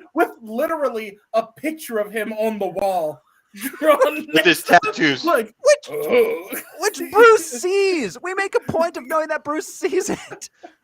and he's like, It's either- I don't know who you're talking about, bro. No. And also, Jason Momoa does not look like a Curry. Arthur Curry. Anyways, so Bats tries to convince him to join him. They're preparing for an alien Bats invasion. does not. Or Bruce Wayne. Bruce does. Arthur refuses and dives into the sea, swimming away. I would like to point out we do not get 6 minutes of Icelandic singing at this point. No, we don't in this one. I do love that every time he takes to the sea, he just drops the clothes he's wearing right there. Right? I would have at least had one of those girls over there to like he tosses it to her. Somebody's just like, "Fuck this cable knit sweater that took some old lady a month." Look, low-key, they probably just have a box that says Arthur's shirts. Whenever he goes swimming back into town, they just bust the box out like, here's your shirt, Arthur. We watched I was gonna say everything in the lost and found box happens to fit your giant frame. Also, I just want to point out that I love that Joss Whedon and Zack Snyder, being rich white men, they understand Batman better than we do because Bruce Wayne spends this whole movie just trying to throw money at things. What if I just like give you $300,000 right now, like, and no questions asked? Yeah, like it's a contracting job. He's like, "What are we doing? Possibly preventing the apocalypse." For $300,000. Yeah. I know cabinetry guys who make more than that. Well, yeah, and like Bruce, like shaving on like the private plane back. Like, of course, Zack Snyder and Joss Whedon know that you shave on your plane ride. Oh, yeah. Access to planes and helicopters makes a poor horse go over all this fucking shit. Take a bird bath, get a shave, you know? Yeah. So yeah, Alfred and Bruce discuss the other metahumans. We cut to Barry Allen visiting his dad in prison. Oh, Billy Crudup as the dad. We didn't talk about him, but yeah, he is not. We mentioned it. Did we mentioned it, but in the cast. Why is he in prison? He's accused of murdering his wife, Barry's mother. Yeah, which we all know. Neither Joss nor Zach is Reverse Flash did that. Yeah. Billy Crudup did not return for the upcoming Flashpoint movie, because he had conflicts. I think it was probably the morning show that was his conflict. Or his internal conflict. Yeah, where he was like, "I don't want to do this anymore, guys." He's like, "Look, I'm tired of Zach. I'm tired of Zach calling me to be in his fucking shitty movies." To not do anything. Oh yeah, that's right. I forgot Billy Crudup worked with him before. Yeah, he was Dr. Manhattan. Yeah, I forgot about that. So all right. Then we cut to the crashed Kryptonian ship in Metropolis. It's crazy that they've never moved the ship out of Metropolis. They just leave it there. I think so. That's weird. Yeah, that's you would weird. put that, like, you'd move that to like a far away site. It'd be like, yo, move that out of the black city. site, What or if it blows out in the up? ocean, a barge in the ocean or something. Well, yeah, that's where Doomsday was created, and he had some effect on Metropolis. Yeah, you think they'd want to get it away from a major population center. Yeah, it does its own thing. No, but you know what? Intelligent craft. You know why It does they what it didn't? wants to do. You know why they didn't? They left it there because fuck Kick and they slap. Superman. They made 'Cause fuck Superman go to Congress and get like brought up on charges for property destruction, and they're like, "But you know what? If we want to cause property destruction, Yeah, We can. we can. Yeah, it's our property. We paid for it. Yeah. How do you even tax Superman? So, all right, we meet Silas Stone, a scientist working there. He goes home where his son Victor, who he used a piece of alien technology on, is hiding in his apartment, unwilling to go into the world because he thinks of himself as a monster. He's partially a robot, a cyborg, if you will. Meanwhile, back in the Kryptonian ship, a janitor's having a bad night. Then we cut to Theramuscura. A box is in a special room and it's all crazy. The Amazons are concerned. Then Steppenwolf just kind of appears out of nowhere and tries to take the box. I love how literally Steppenwolf just beams into the movie. Yep, just in. He just beams into the movie. Like, look, this was so. He could beam onto Earth at any point. I hate that because they didn't know what was going to happen with these movies. They erased Darkseid from the film completely, and then like made this the most confusing bullshit thing. Steppenwolf, this random motherfucker who goes from planet to planet conquering with no motivation other than that's what he does. Yeah. Yep. He just shows up to be bad because he's bad. He do be like that. Yeah, exactly. He's back on his bullshit. Yeah, and he Steppenwolf. literally, it's not even like, oh, it took him 200,000 years to get here or anything. Or Right, like you a know, Galactus thing. Like, no, he just beams into the movie. And it Whereas, turns like- out he could have done that at any point he He's wanted all- to in all of human history. He's all, yo, you Amazons, give me your box. Give the Snyder cut this. At least they set us up with the anti-life equation, and he's trying to conquer it for that and all that. No. I am not a fan of the Snyder Cut, but it is head and shoulders a much better film than this one. Yeah, Darkseid fit perfectly into that. Like, Just it like has The it has epic battle was. it has its own entirely different set of problems from this movie. Steppenwolf is essentially intergalactic Debo in this movie. Yes. He just shows up like, thanks for the bike. Debo. So yeah, we get a big chase battle. Steppenwolf kills some Amazons. He takes the box and then just beams out of the movie. I'm out of here. I'll see you nerds later. Yeah, that's what he like. Oh my god! So then, In comics and other media, they call it a boom tube. Yep. That's correct. okay. Anyway, So take that, motherfucker. so then the Amazonians light the beacons. Gondor calls for aid. Diana sees it on TV. Good thing that we have the classic trope of like what's on TV is exactly what the character needs to see at that exact moment. Yeah. I mean, I can't fault this movie specifically for it, but oh my God, in 2017, we were aware of it.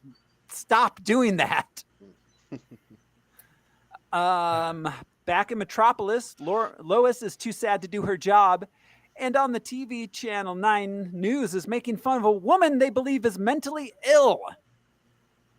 So I would point out, this isn't like the classic, like an Independence Day where like Randy Quaid runs and finds the cameras and starts ranting. This is them doing a news story about a woman they believe is mentally ill, and they're making fun of her. They found That's this on the woman. news? Yeah, the lady that says, my husband was kidnapped by aliens. And they're like, oh, look at this crazy lady. Like they ran that as a featured story. Yeah, man. They're the worst. Yeah. And, Anyways. you know, hey, it's all in good fun when we're making fun of mentally ill people. Yeah, Right. exactly. That Until their Hollywood's husband- taught me anything. Yeah, I was going to say. Till their husband gets up at an award show and slaps you. Spicy. Hey, to be fair, Chris Rock wasn't making fun of her mental illness. He was making fun of her physical illness. Which apparently he didn't even know about. He didn't write that joke. Says- Someone else did. But she's been talking about it since 2018. All right, we got to Man. finish just a second. Yeah, Do you think anyone watching Red Table Talk, bro? No, but Will and she have had some crazy conversations on it. Oh shit! Shout We out got a Mental shout out for Brian. Hey, Bri. Hey, if you have a mental illness, just turn up, bro. They do. So, anyways, Martha's hanging out with Lois because apparently she can't afford. She can't live afford anywhere. She can't. No. As we find out from Zack Snyder in the Snyder Cut, she rents an apartment in Metropolis. She can afford a New York level rent, but she can't afford the mortgage on a place in the middle of Kansas. And I'm assuming she took out multiple mortgages because how is it not paid off earlier? But how is she affording an apartment in New York, essentially? Like, I don't. Well, in the Snyder Cut, she's not Ma Kent. yeah. Oh, She's yeah. John Jones, the Martian Okay, Manhunter. I guess That's so. true. That explains it. But yeah. Anyways, so we don't know where she's living. We just know she's hanging out with Lois at the Daily Planet break room. Yeah. She might be living under a bridge. Exactly, because no one's keeping an eye on the mother of their lost hero. Yeah. Man, Bruce and Lois are really dropping the ball on this one. I think so. They're like, well, he didn't specifically ask us. I just want to know, like, what's up with She's like, an adult. She's an adult. She's a fucking farmer's wife. I just want to know why they didn't go. No one ever once called them Martha boxes. Because it's all about Martha, man. because Martha and Mom is interchangeable in the Snyderverse. Just like a Freudian slip. Yeah. See, that's the whole thing. We didn't know they were setting us up for when Clark and Bruce eventually face off with Darkseid, and they're just like stomping the shit out of him, and he's just like, "I just did it for Martha." Hey, What did you say? What if Steppenwolf, as they're beating him up, goes, Martha? My mother's name was also Martha. All of our moms' name are Martha. In the DC universe, there are two names: Lois and Martha. Yeah. So, all right. Cyborg hacks into Batcave cameras. Wonder Woman shows up to visit Bruce. She tells him about Steppenwolf. She explains he's bad. And that's what he does, is be bad. She tells Bruce about mother boxes. They're powerful boxes. They destroy stuff. And Steppenwolf likes them because he likes to destroy stuff. And there was a big battle a long time ago. It was a very CGI, and there was Green Lanterns and gods. And then the three mother boxes were given to different people. It's like Joss Whedon blacked out and Michael Bay wrote this section of the movie. Right. And like, okay, and this is so like, all of this part is so like, and one to the dwarf lords in their halls of stone, one to the elves were given, and another to the humans, but they were all deceived before another mother box was made. Yo, Another mother. This is my box from another mother. So yeah, anyways, the mother boxes, there's three of them, one to the Amazonians, one to the Atlanteans, one to the humans who put it in a hole. Gryffindor. Yeah. Look, what do you expect from people? What do you do if you got us five dudes like us and Brian in a forest with a magical thing, and it was like, you guys gotta hide this? We'd be like, And protect it. What, we just dig a hole and don't tell anyone. Yes. Okay. Even- Yeah. I mean, sure. 100%. That's what we You do. keep it under your bed for a month, then I'll keep it under my bed for a month. So yeah, anyways, Cyborg's spying on them. Bruce goes, finds Barry, reveals he's Batman. Barry immediately agrees to join the team. They head back to Gotham. Meanwhile, Diana talks to Victor on AOL Messenger. Yeah. You've got mail. She meets up with him face to face, tries to convince him to join the team. He says no. Meanwhile, in the ocean, Aquaman saves a ship. Then Steppenwolf shows up and takes the mother box. The new Nigerian prince scam. It's Yeah. a beautiful Amazonian woman asking you to be part of her superhero team. Could you please help me save my island?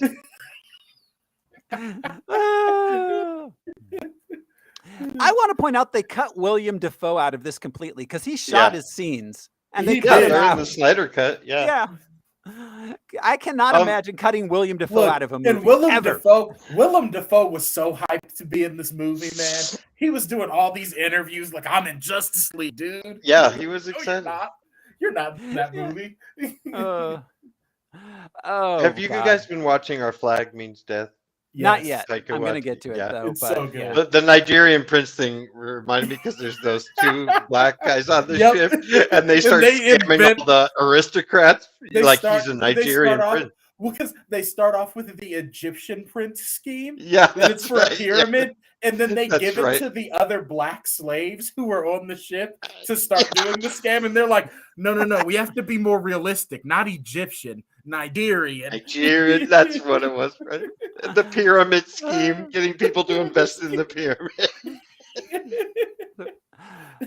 So, all right. Steppenwolf takes the mother box from the Atlanteans. Aquaman has a heart-to-heart about saving the world with someone who, as far as we know from the context of this film, is some random water lady. Pretty water lady. Hold on. Don't pretty forget water lady. Pretty water lady. Yes, pretty water lady who apparently likes to bite off fingers. She did. She bit off Johnny Depp's finger. Yes, Anyways.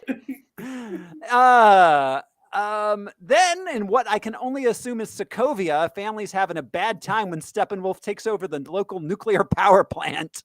Yeah. Back in Gotham, Victor's dad gets kidnapped by a parademon. Then Commissioner Gordon is getting lots of reports of parademon attacks. He calls Batman. Batman shows up with Wonder Woman and Flash. Cyborg shows up, and they all figure out the parademons are going to be on an island with an abandoned place. There's like stuff. Like They went to the wrong Atlantis. They went to the one in the Bahamas. The all-inclusive good thing. resort. Hey, good thing this is on an island. Otherwise, Aquaman would have been completely useless. It would have been screwed. Like it's taking place in Kansas. Oh no. I'm pretty strong, I guess. I guess I'll take a train. I'll be there. Yeah, I'll get there eventually. Somebody has to pick me up though. He's like, I'll travel on a series of canals. Yo, I can't get an Uber, bro. No, I'm all wet. Going up different tributaries. So yeah, they go there. They find Steppenwolf interrogating people. He's interrogating. He's Steppenwolf, and he's interrogating randos. And he's very bad at interrogating Yeah. people. He's like, answer the question. No, dead. You might have had other information. Yeah, he maybe would have answered your question in a few minutes if you hadn't killed him. Low-key, so he's Darkseid's estranged uncle who like Darkseid kicked out essentially for being the fucking worst. And all through this movie, all I think is I get why Darkseid was like, nah, G, you gotta like conquer 10,000 worlds for me before you can come back to Sending him Apocalypse. off. He was just like, I don't want this motherfucker around. He's so awful. Oh God, yeah, and he looks like he has like the polygons of a like PS2 cutscene on his face. I know, because they fucked up his face in this. It looked looking better like a in the Snyder Resident, Cut. looking like a Resident Evil 2. Yeah, villain. yeah. And oh yeah, that's what I was gonna say. So, yeah, Henry Cavill, the mustache thing looks like he has a fucking Snapchat filter covering it up. Yeah, he's a little fox. I honestly didn't even notice.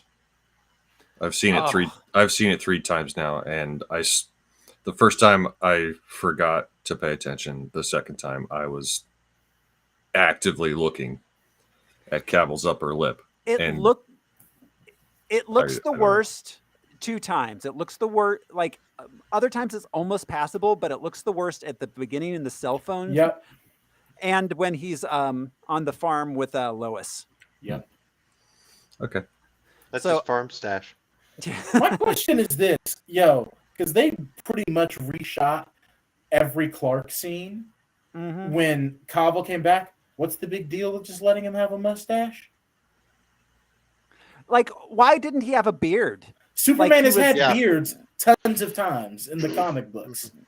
It would have been better to put a fake beard on him than it would have been to Yeah. CGI out the Just a- mustache. Slap a fake. He's been dead for forever, but not really dead. So, yeah. Right. Yeah. His Clark. nails would be all long. He looked like Howard His- Hughes. His facial hair We've- would have grown out a little We've bit. discussed, theories about his hair, how it grows, I and don't how know. strong it is. Yeah.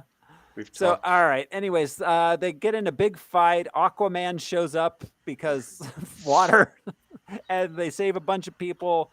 Steppenwolf runs away. Aquaman reveals that Steppenwolf took the Atlantean box, and Victor reveals he has the final mother box. The Jack in the Box. Yes. Sorry, I missed it. I really liked the 5 seconds on the roof with Commissioner Gordon when Yes. That- when he turns around and everybody's gone but the Flash. yeah, Yeah, that was a funny gag. That was fun. Who's the fastest? It's like, Yeah. oh wow, they really just vanish.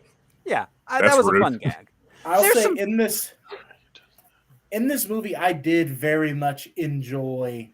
I enjoy the ridiculous, over the top energy of Momoa as Aquaman, and I Yeah. also very much enjoy Ray Fisher as Cyborg. Mhm. Yeah, Ray Fisher is really giving it.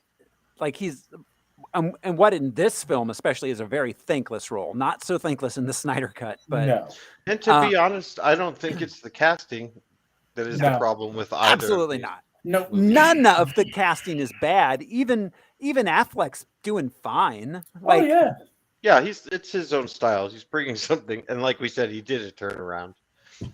yeah, but no, There's no this- casting that's like, give me a break.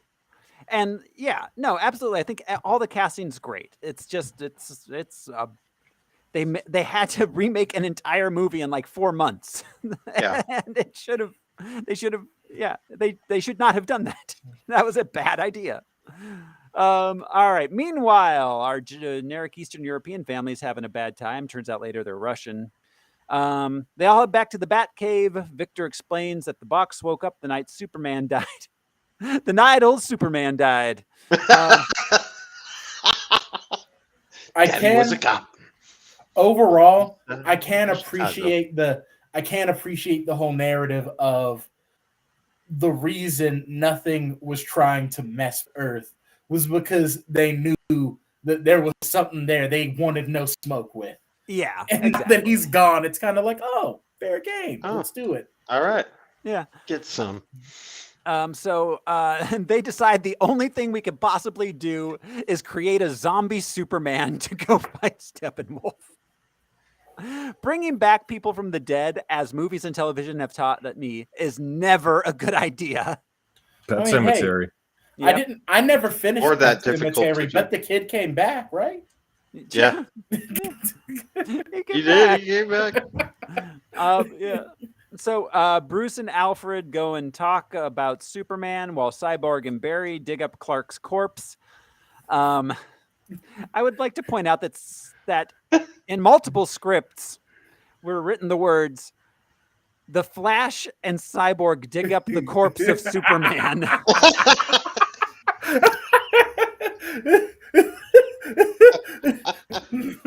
That line being in the script is a shark jump in of itself.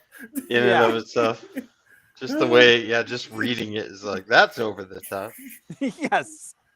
So they take him back to the Kryptonian ship. They sneak in. They put him in the poop water of the Genesis chamber and use Barry to create enough electricity to spark the box and bring him back Yeah. to life.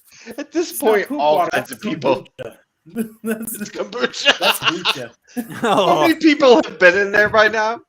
yeah, you know what? As far as As far as I'm concerned, kombucha tastes like poop water. I'm not a fan. But It looks like the jacuzzi I picture in a bathhouse or something. oh yeah. I've never been to Also- one, but I picture. Is it just the thing that Kryptonians don't decompose? Because Zod's body had been hanging Yeah. around for a minute too. Slower. Clark's We've body's talked been about hanging that. around. I mean, Yeah, it like has to be four. much I think slower. because of the sun, they break Right. down slower. But I don't know. guess, but yeah, But being underground, there's not a lot It's of like sun. I'm just guessing he probably didn't smell. but not 'Cause zero. They didn't seem to be. They didn't seem to be very bothered. No, No, that's true. Lois, It looked Lois great. even said that he smelled good. yeah, That's right. which Like, seems like he probably What is wouldn't. that? Yeah. Yes, axe necklace. Oh. So yeah, Soups freaks out. They all have to fight him. So I do have to so I think it's interesting that in the Snyder cut, this was probably my favorite action sequence. Yep. Which one? Where they fight Superman. They all Yeah, have that to was fight fun. Superman. And Yeah, I have to that's say, even Whedon had to recognize that it was so good and so compelling that he didn't change a ton of it. No, it was pretty close. Yeah, it was pretty close. I that's good. love that moment with the Flash trying to flank him. And the eyes. And he the eyes catches move it. Looks at him. first. The eyes moving first is so good. Yeah. The oh shit look on Barry's face, oh no. Right. Because, he could have stuck his arm out, but eventually you'd get him because he's going in circles. But he Right. actually followed him with his eyes in real time. That must have given him chills. Yeah. Well, nobody can see me do this. So all right, Soups freaks out. Then they bring Lois. So I do have to say, and I know I'm kind of jumping ahead to the Snyder cut a bit here, but it's hard not to. I did like it better that they made the conscious choice to bring Lois to calm him down. Whereas in the Snyder cut, she just kind of happens to be hanging out there at that moment. Oh, Yeah, you're right. She was bringing the dude coffee or something. Yeah. She just happened to be around in the Snyder cut. Yeah, So I I think that is one small improvement. I did like that in this version, that she was the contingency plan. Right. Yeah. Because we know all the way from Superman 1, that's all he cares about. Mm-hmm. Whether it's said or not, if anything's going to bring his humanity back, okay, Lois. Mom, but it's always Lois. It's Yeah. always Lois. Absolutely. So him and Like, Lois. he was fine with the terrorism in that region in Africa until Lois was there. Yeah. Like, you could just Superman. take out warlords. Nah. Low key, Superman will go off the handle. If yeah. you look at Lois the wrong way. Yeah. Yeah. It's just like the one woman I've ever been interested in, kill everyone. She can't even take him to an Applebee's. It's ridiculous. Like, hey, baby, can I buy you a mudslide? He's just like using laser Lois- eyes on everybody. Lois, you want me to pull that guy's head off?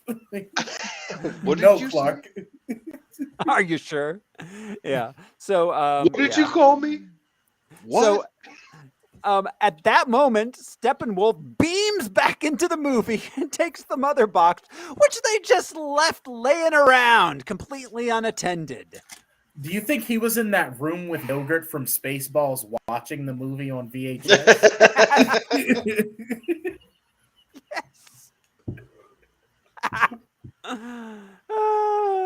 Oh my God. So, meanwhile, Clark and Lois are in Kansas. Bruce and the Justice Kids head back to the Batcave.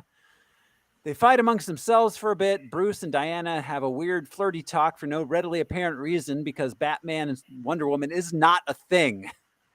No, but he just exudes sexual energy. Yeah, He's like middle-aged gambler. Smells He's like like- Marlboro. he's like- Look, why do you think they cast a silver fox as Batman? Yeah. We have a demographic to draw Maybe. into this movie. He's like, I have a little je ne sais Affleck. Perhaps Hey, you've seen my meme. We've all read the Alex Ross what was that called? Justice. No, the future one. Justice. Are you talking about? Are you talking about? I could grab it. Are you? You're not. The villain that's is Frank Magog. Miller. No, it's not Frank Miller. Are you- Al, the villain's that Magog Yeah. guy. Yeah, that's just called Justice. Yeah. Anyway, so at that, where's Lois? In that, because it ends the book ends with Wonder Woman being pregnant with Superman's child. I think she's dead at that point. There were some other writers who understood that Superman could be a well-adjusted person who could cope with the loss of his partner at some point, which would inevitably happen because he's an immortal super person, and she's a meatbag who's gonna die at 100 tops. Yes, exactly. And let's face it, those last 20 years, Superman's not going to be digging very much. It's gonna be rough. Yeah. So all right. So meanwhile, I haven't read this in a while. Clark and Lois. Yeah. They decide that Victor's going to find the mother box because he's got some sort of connection to it. Clark and Lois talk and kiss at the Kent farm. Martha shows up. Clark and Martha reconnect at this farm on which they are currently squatting. Meanwhile, Steppenwolf starts connecting the boxes. And Sokovia turns all red, and CGI like 90s era gobbledygook just starts forming all over the place. Like that looks so remarkably terrible. These blobs of CGI that just start going like everywhere. lava lamp kind of thing. Like what the fuck even is that?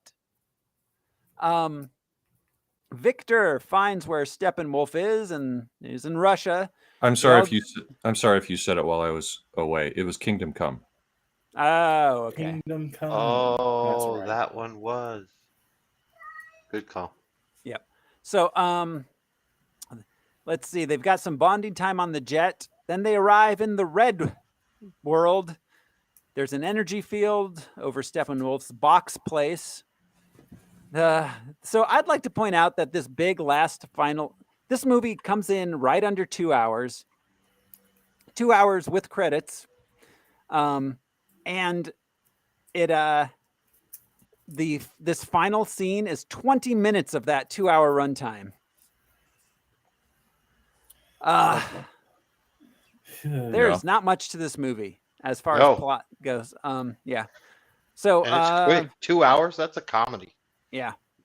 So they fight a bunch of parademons, and then they fight Steppenwolf. Superman shows up. They have to save the Russian family, which Barry does with being fast. And Steppenwolf's hard to fight, and they almost lose. But then I liked the mild rivalry between Flash and Superman because that was fun. Flash is running, and Superman flies up, calls him a slowpoke. Then Flash moves the truck, and Superman moves the apartment building. Yeah. Mm-hmm. And the Aquaman Batman team up was fun too. Yeah. Mm-hmm. Yeah, that was fun. I mean, again, I think this is some really great Superman stuff. Like, I think that this is the best Superman Cavill's ever given. Can we point out how inconsistent the power scaling for Superman is? Oh my lord, these yes. movies?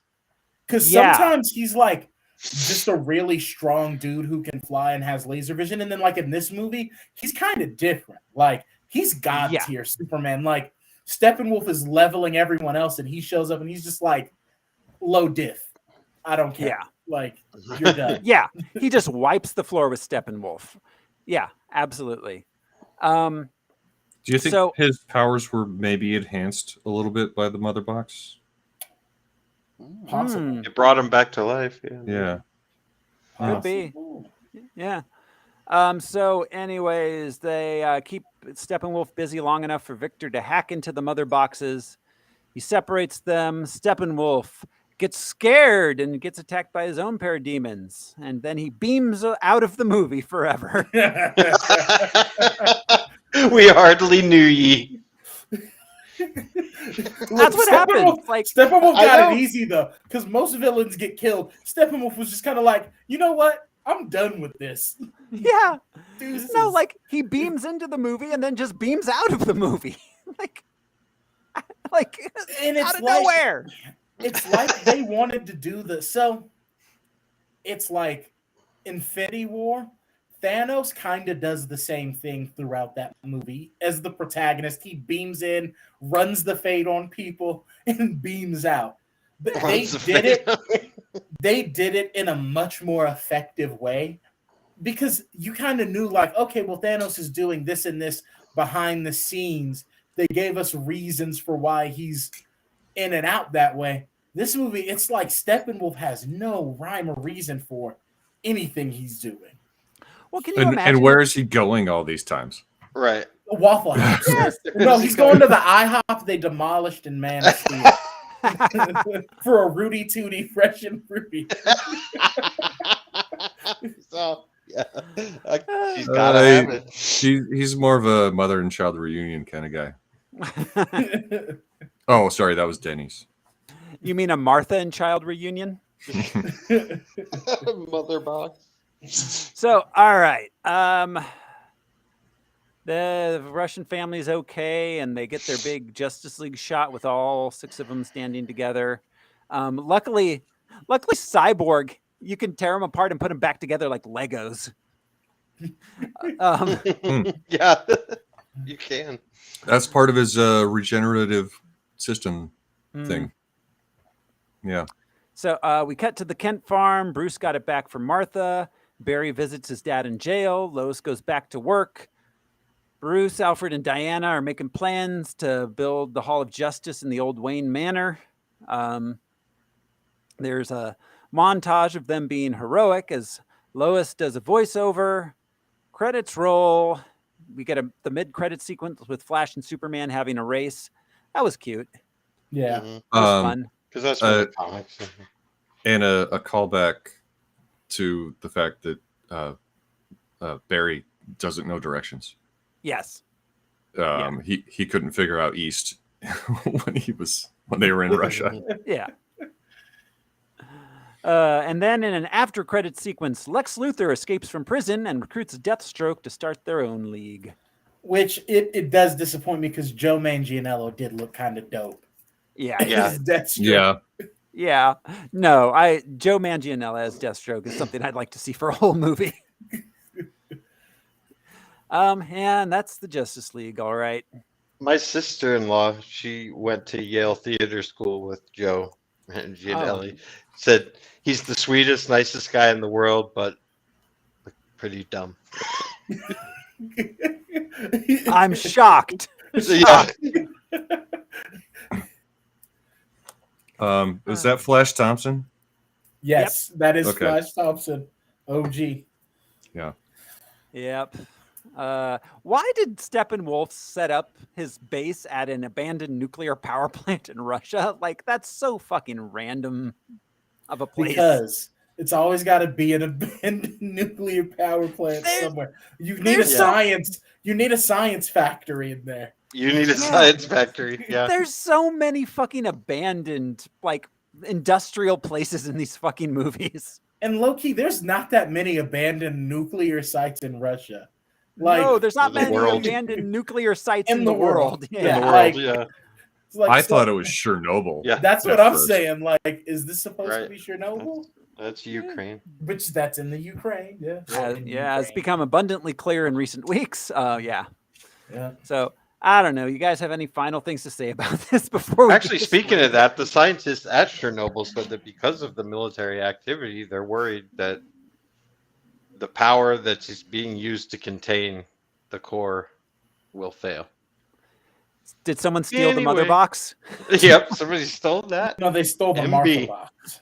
That Yeah. MFMB. I don't. Yeah. So, anyways, last thoughts before we go Unanswered ahead. question. Yes. So Bruce Wayne definitely got like multiple ribs broken by Uh-huh. Superman in that one scene, and just kind of like Wonder Woman kind of like just popped him back in place, and that didn't bother him at all for the rest of the movie. He's like, I was think fine. that was a dislocated shoulder.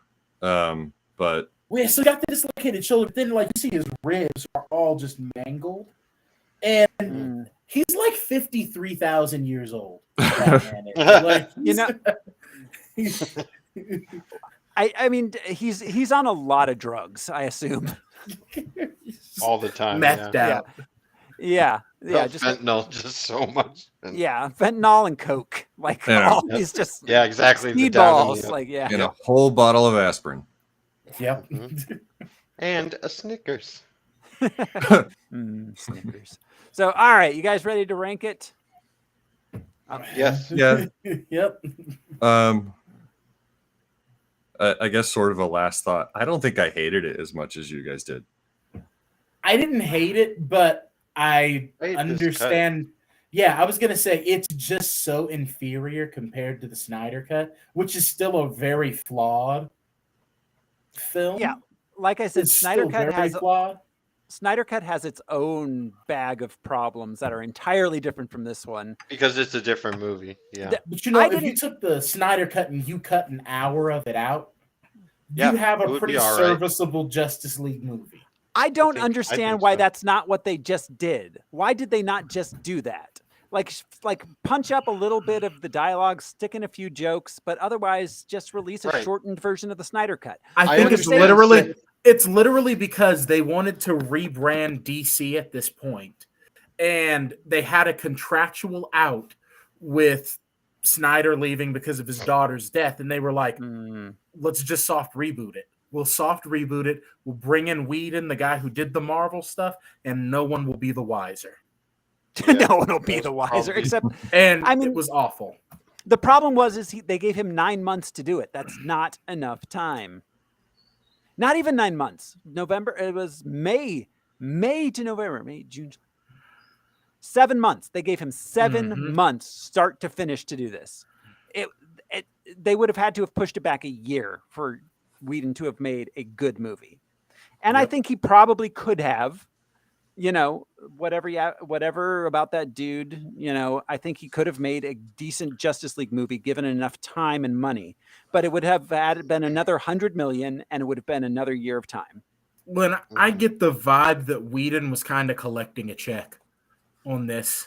Yeah. Like he was in between projects, they flashed him an unreal amount of money, and he said, But he put so much work into it. Such Like, precision. He didn't just phone it in. He rewrote 80% of the script. He did. But I think it's more of a thing of he literally felt that he had to do that because he couldn't work with what Snyder left him. He literally said that. He said that there was like that with what was shot, he didn't think he could make a movie out of it because it was But- just so foreign to his tone. But he's also Patton Oswalt. He's a behind-the-scenes script doctor. Those dudes write fast and Yeah. prolific. Mhm. Yeah, and I mean honestly, that's what they should have done is like just fucking punch up. It's like do some reshoots to punch up the dialogue, Yep. put in Take some out a jokes, and then just cut it together with what they had. They would have been much better off. And keep all the great action set pieces and don't mangle Yeah. them. Wonder I- Woman deserved that whole scene from the Snyder Cut. It was- I kind of wish they'd called in like Tim Burton. That's an interesting pick. Yeah. I mean, it doesn't seem right, but I just wonder. I don't know. He almost did a Superman movie, right? Yeah, with Yeah. Nick Well, Cage. I bet Ron Howard could have. Ron Howard would have been great. Yeah, he would could have angled this one in and like honed it into something.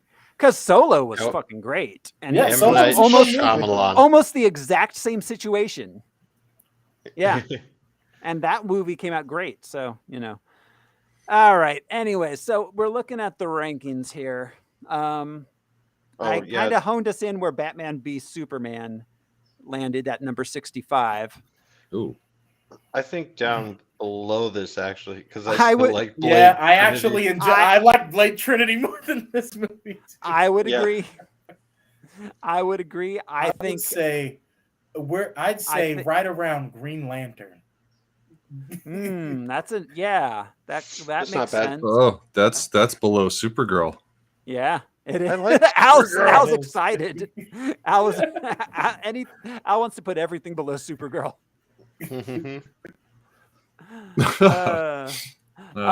Just me. Yeah. So yeah, Amazing Spider-Man. I think Amazing Spider-Man was probably better. Turtles 2. I think this is where we start getting into it. Turtles 2. Green Lantern, Superman and the Mole Man's a whole different story, but yeah. I think we just started cramming some because it's like I don't like Silver Surfer more than Hancock, honestly, and I don't like it more than this. Well, but if you go back and But listen if to our you go down to, conversation like, at the Power time, Rangers, we actually discussed it. like, I mean, yeah, you know. Yeah. All right. None of our decisions make any sense in retrospect at all. One day there's got to be just a whole episode of restructuring the list. Right. Well, we did have our 100th episode. We moved a few things around, but I think when we're done with the list, But you didn't do the most important thing, which is put everything behind Swamp Thing. Right. Just go back to where we started from. And Swamp Thing too. Yes. Yeah. That one's bonkers. I think we'll. Yeah. And Toxie, we love the Toxie movies. Oh Jesus! Well, look, you're about to get another one. So we are with Peter Dinklage. Yeah. So all right. So yeah, Jeremy opened with a Green Lantern area. So sure. Al, Josh, what are we? In between Moleman and Green Lantern. Al's like, where do you want it, Al? I don't know. You liked it. Because, if I would personally I'm staring at this, I would put it much higher, but to compromise, I'm looking at between Swamp Girl and Swamp Girl. Ooh, I want to see that movie. That's a movie I want. Yeah. Between Supergirl and Power Rangers. Supergirl, Power Rangers. Okay, so how about we? All right. 71. I don't know. I feel like I have to have some sort of cultural pushback on this being above the Meteor Man. Yeah. Because baby lords. Yeah. Yep. Golden Lords. Yeah. I mean, cocking a gun and throwing it at somebody. Yes. And look, Don Cheadle with that dye job, man. Ooh. You're too young to remember the early 90s, but like they were on point for the look at the time. Yeah, they were. I'd take right below Meteor Man. Okay. I can live with that. Just for the culture. Okay. Josh, you good with that? Yeah. All right. Yes. We're putting Justice League at number 73. Yeah, yeah, that works for me. Number 73, in between Meteor Man and X-Men Last Stand. I'm okay with that. And that's it. We are drawing Justice League to a close, which means it is time to look to next week's episode. Next week on Harmless Phosphorescence, we will be watching Black Panther. Another film for the culture. That's right. This movie's really good, though. Yeah, it is. So that's next week on Harmless Phosphorescence. Thank you, everyone, for hanging out with us. This has been your host, Throw Smiley, and I, too, missed the days when my biggest concerns were exploding penguins. I'm Josh Cece, and we all came from a mother box. I'm Jeremy Reed, and it's funny that you think I'm the monster. Is it too late for brunch? I'm Alaric Weber. Never. Thanks, everyone. We'll see you next time.